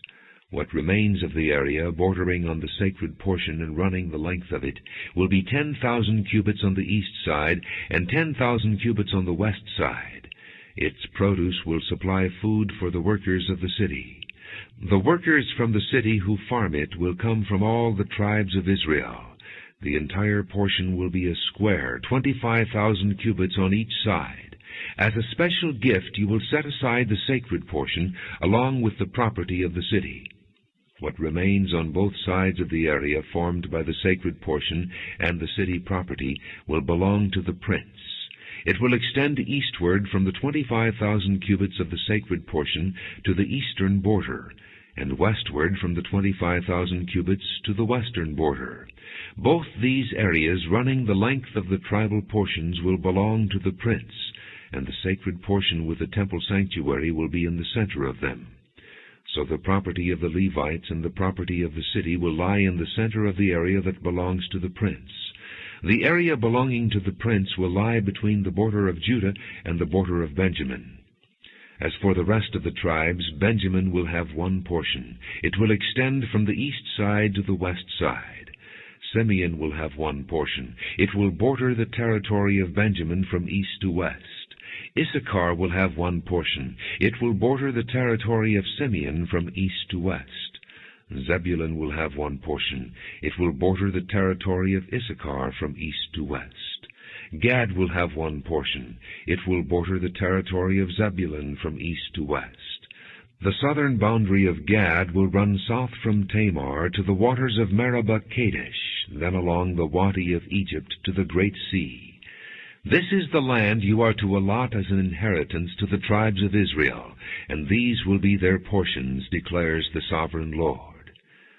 These will be the exits of the city. Beginning on the north side, which is 4,500 cubits long, the gates of the city will be named after the tribes of Israel. The 3 gates on the north side will be the gate of Reuben, the gate of Judah, and the gate of Levi. On the east side, which is 4,500 cubits long, will be 3 gates: the gate of Joseph, the gate of Benjamin, and the gate of Dan. On the south side, which measures 4,500 cubits, will be 3 gates: the gate of Simeon, the gate of Issachar, and the gate of Zebulun. On the west side, which is 4,500 cubits long, will be 3 gates: the gate of Gad, the gate of Asher, and the gate of Naphtali. The distance all around will be 18,000 cubits, and the name of the city from that time on will be, "The Lord is there."